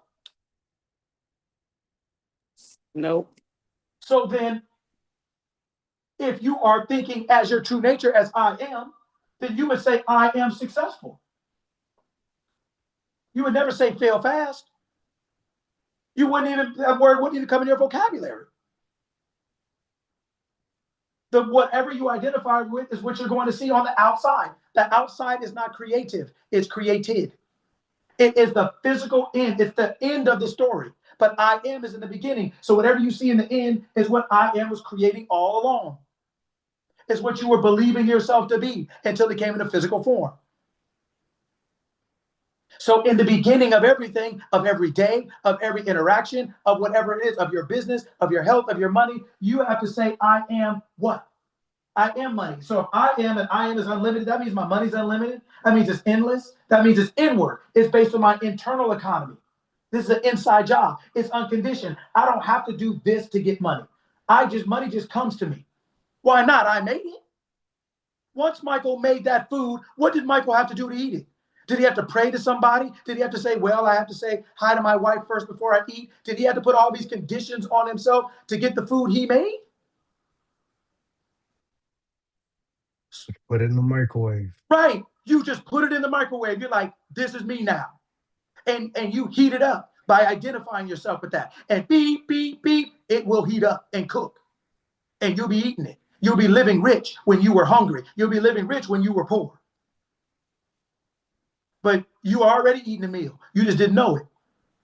You're eating a meal you already cooked. You can't eat before you cook. So if you're eating right now, if you're living, you're living on what you cooked. I am is in the beginning of everything. Of everything you see in your physical world, I am was there first. So everything that you call created, I am created that. And I am existed before they created. You exist before you create. Everything in your physical world was created by you before it was created. You created that thing. So if you want something different, you have to create something different, meaning in this physical experience now, creation's finished. So what is creation? Selection. You have to choose something else. Choose what you want. But before you choose, I am. I am exists before I choose. I am aware of being before I choose what I want to be aware of being next. I am is always first. Your awareness of being is always first. Always.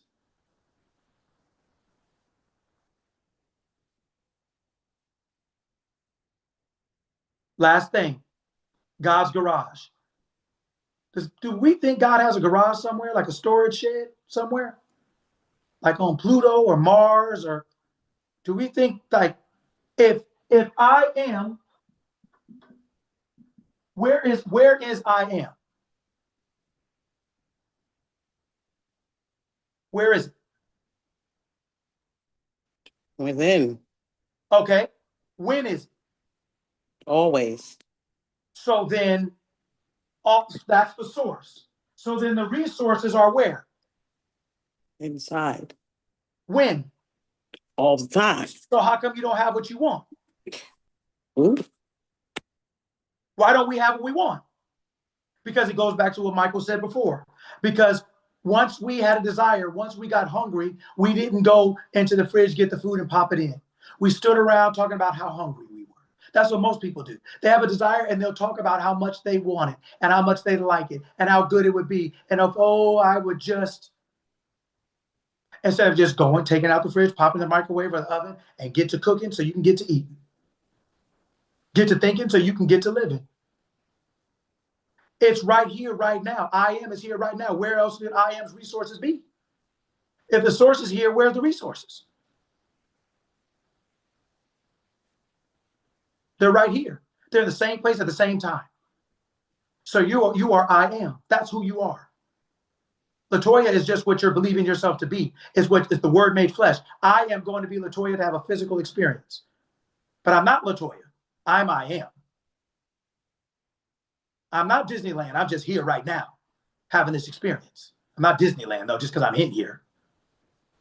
Right? So you take that and you say, oh, okay, if I am here right now, I am right now, I'm here right now. Where are my resources? Right here, right now. I am me. Everything is in me. So wealth is in me. Health is in me. Money's in me. Success is in me. All this easy work is in me. So all I have to do is take that, get that hunger, that desire for something, and pop it in, say, claim that, say, I am that, and heat it up, continue to think it until it pops. It doesn't take time. It takes you.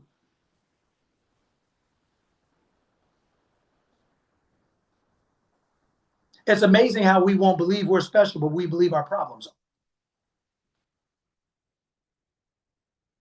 You don't think you're special, but your problems are, though. It's the opposite. Your problems aren't special. Everybody who doesn't know, who's not thinking properly, has them. But you're special. Oh. There's no one ever before or after or like you, ever. Before or after, ever. There's only one.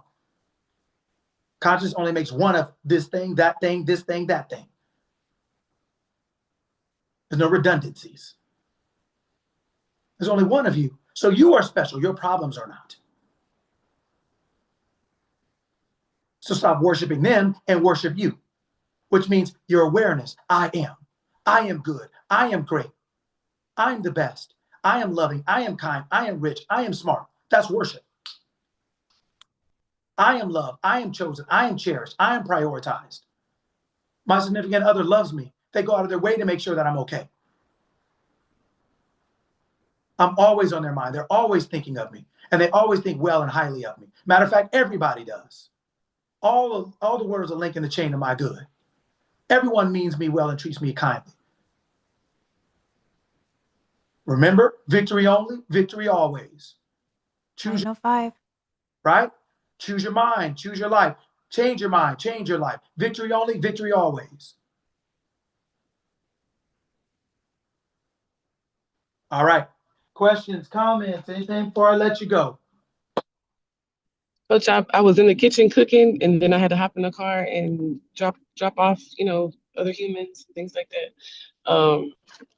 Just dropped Cassidy off at work, and I had the Bluetooth on in the car. Like, this was so helpful today. This was so helpful.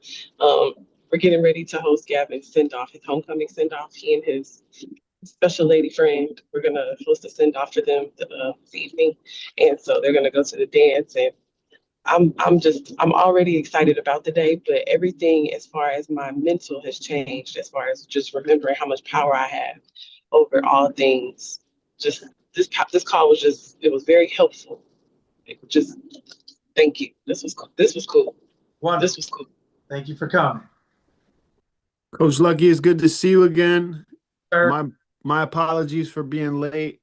I'm looking forward for the next call and to be more engaged and more focused because I really miss the community. I really miss your teachings, and I appreciate you, Vero, and all of you. So thanks. So Cynthia said hello and tell my boy I said what's up. I will. Coach Samuel says hi and that he couldn't make it today. He had to work, but he'll be back next week.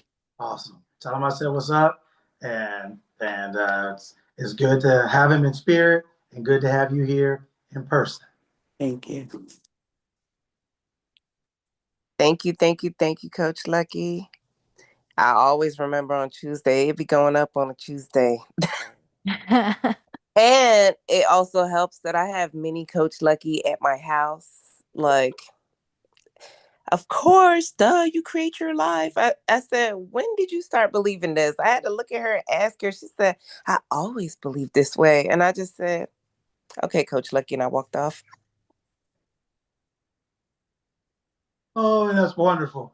That's so awesome. I tell my daughter all the time, this is the best thing I can ever give you.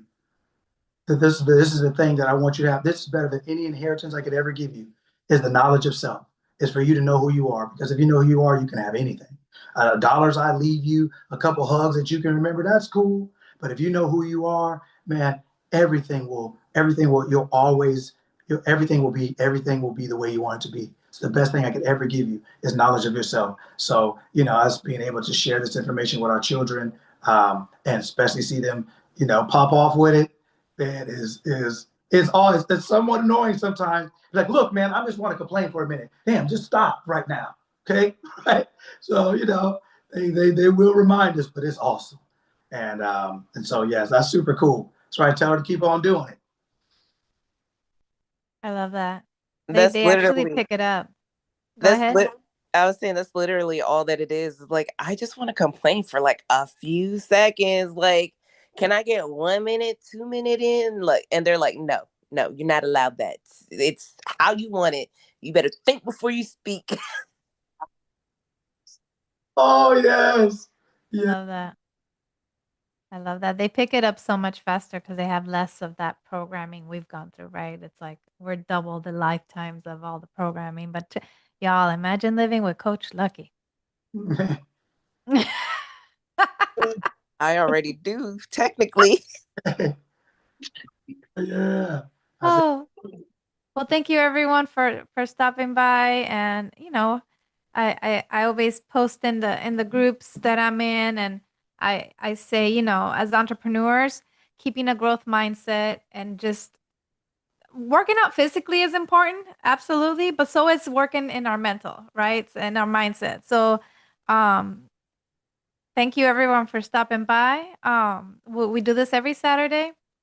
If you're interested in subscribing, you can go to the Mental Academy, the mental.academy, and I'll put that in the chat. And if you guys are interested in working closer with Coach Lucky, he does have the youth circle. We meet weekly as a smaller group, and you do a one-on-one with him as well. And that's about it. We'll be back on Saturday, and everyone enjoy your November. It's November. It's happening. The year's finishing. That's right. Scorpio season. That's Thank you, right. Vero. Thank you, Vero. Yeah, this is so good. This is so good. Yeah, So good and the necessary. goal is to make Saturday Tuesday and Tuesday Saturday, right? Remember on Tuesday Saturday, right? And remember on Saturday Tuesday. We're gearing up for Tuesday, and so Tuesday comes, it's Saturday all over again. We're back popping and we're back hitting and heating it up, right? We're eating that food. We've already creation's finished. So you go within yourself and get that desire out and pop it in and start eating. Start smelling it, start chewing it, start living it, right? So it's wonderful. Happy Saturday, everyone.